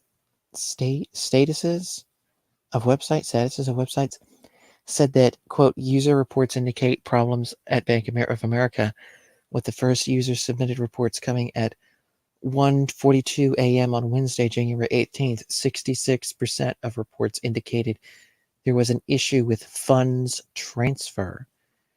BOFA customers, Bank of America customers, why don't they say it that way, on social media also report that when trying to place a call to customer service, they receive a message that their call cannot be completed due to extenuating circumstances. Yeah, right. At one branch location in Houston, a line of more than a dozen customers waited for help, with several of them saying money was missing from their accounts. They're telling ABC News, ABC 13 News, whatever, Houston, that they've been told to call customer service, but they can't get through to representatives on the phone, so they showed up in person. Has the entire phone service staff been fired? I've been trying to reach it through the helpline for 20 minutes with no luck. Even the fraud line is down, tweeted one customer. And of course, the app was read off there. that they said it was a Zelle thing. It says, please note, the Zelle transactions made between 14th of January and the 17th of January may be delayed in occurring and posting to accounts as requested. Transfers will be completed and will appear in your account activity and balances as soon as possible. We apologize for any delays or inconvenience. I think someone's bullshitting. But anyway, so don't trust the big banks, ladies and gentlemen. Sorry. Get out of the giant banks. Get into real assets, people.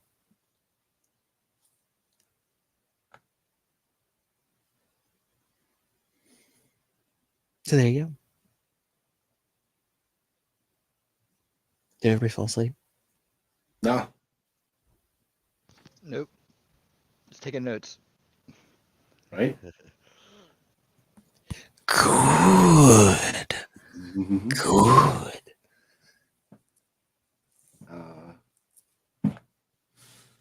We are at 3 hours. How you guys doing? I know. I need to split. All right, let's do that. So, everybody, make sure you check out the description line down below. Both Winning Reality and America Shirts are in there. I mean, I know America Shirts doesn't really do anything on the YouTube side of things or whatever, but why not? Hit it up. All that being said, thank you all so very much. Hide your money under your mattress. Just don't forget that you put it there. As far as that goes, I thank you all so much for being here. Doc Danger, I've been in contact with your friend Clay. Conspiracy Music. As soon as you all figure out what you want to actually do with that and what night you would actually like to do that, let me know. Sometime after we're done, whatever, we can actually do something with what you guys are actually looking at doing. Talk to y'all later. I'm gonna actually revert us to somewhere or redirect us somewhere else as opposed to just allowing us to go away, in that I have the abilities to do so. It's always fun. But nobody's live. What the hell? Not gonna tell me nobody that I watch is live.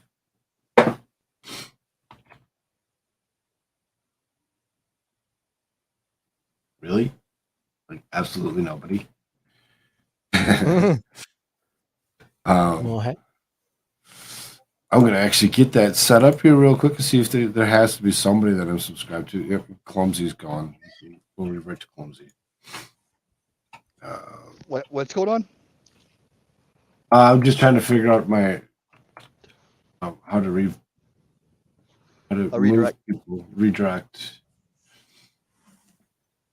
I want to actually redirect to somewhere that's actually live. Looks like Clumsy's actually live, and for whatever reason, I'm not seeing it.